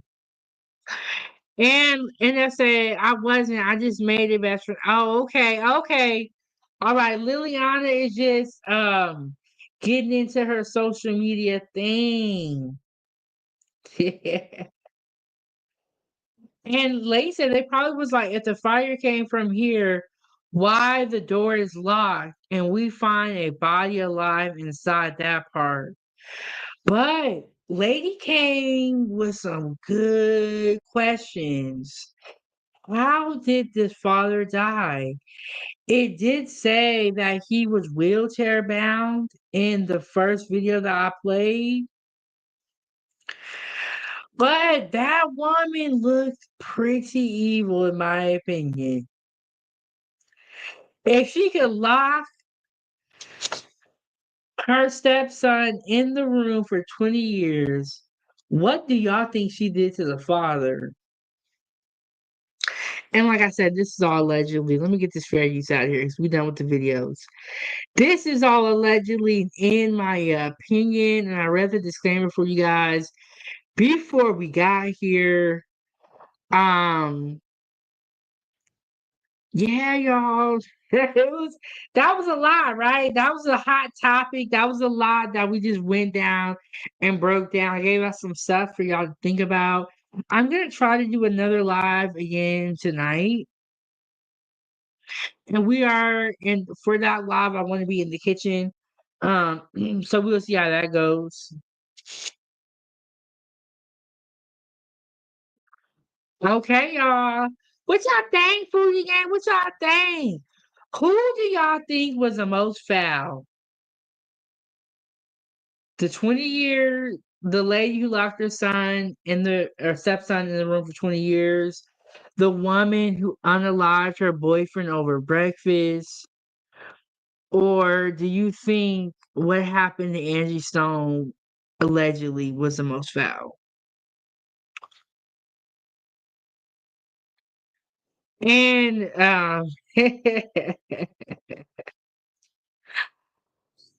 man, and then lady said puffs in jail neither. So hey, look, and then they have the audacity to give that.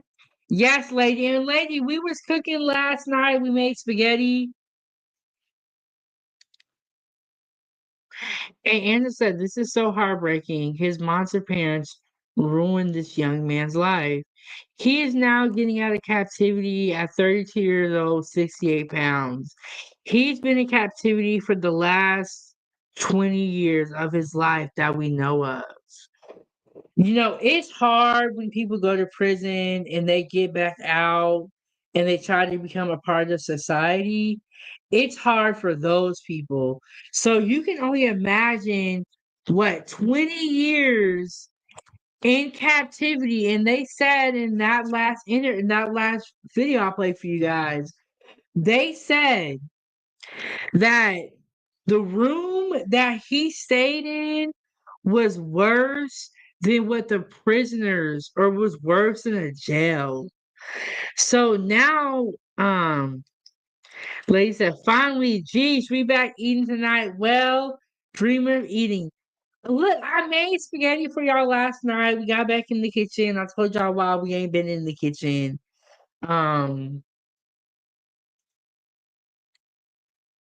Okay. All right, lady.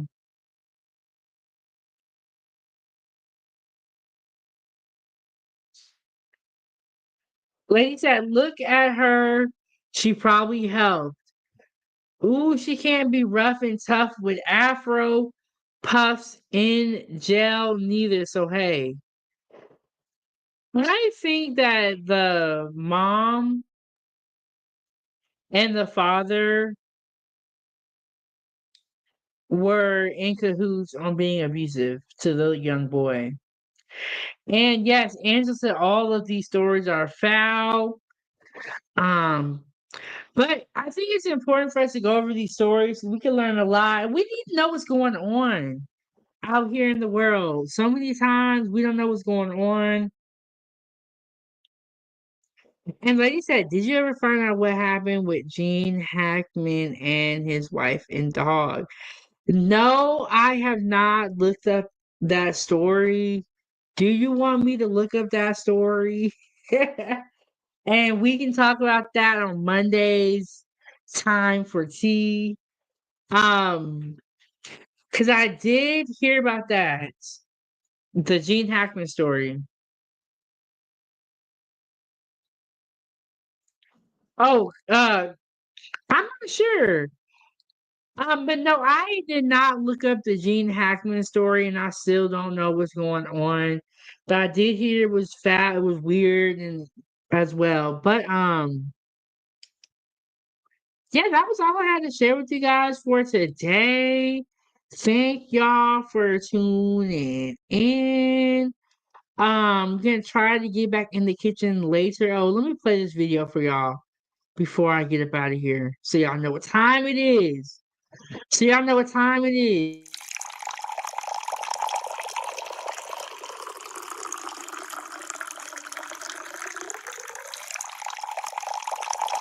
Please hold for a very important message.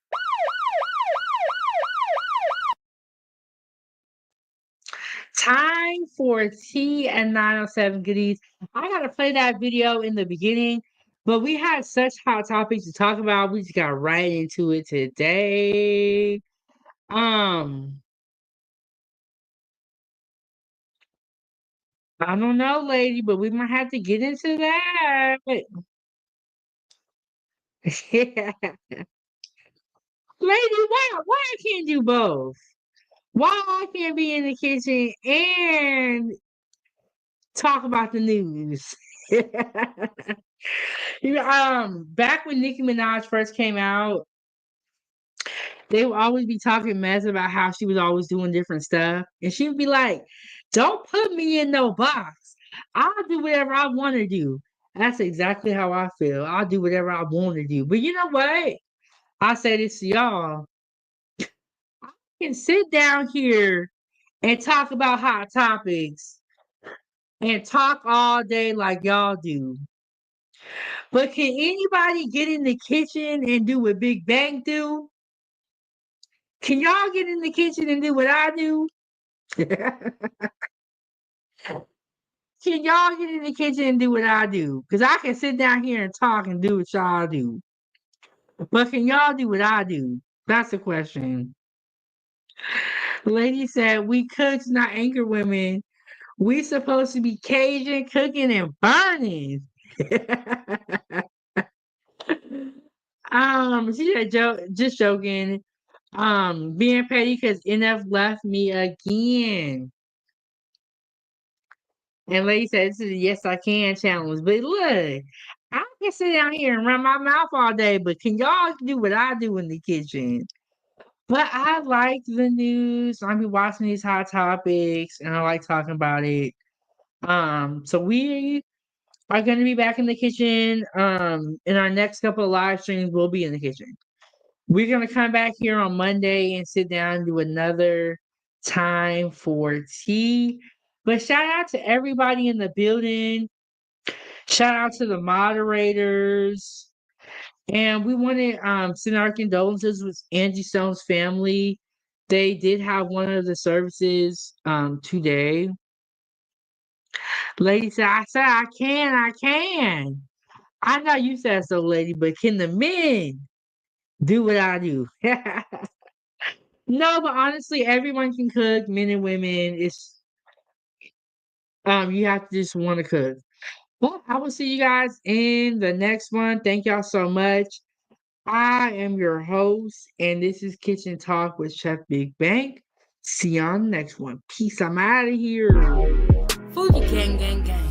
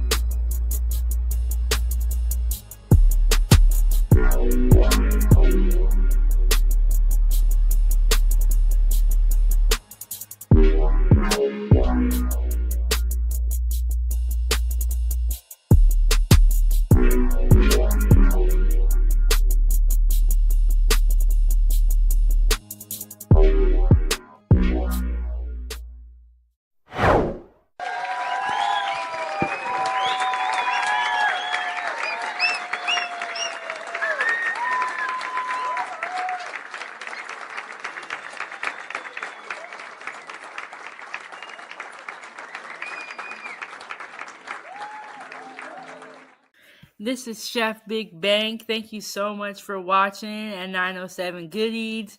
Make sure you hit that like button. Don't forget to subscribe, and I'll see you next Wednesday at 9 a.m. I'm out.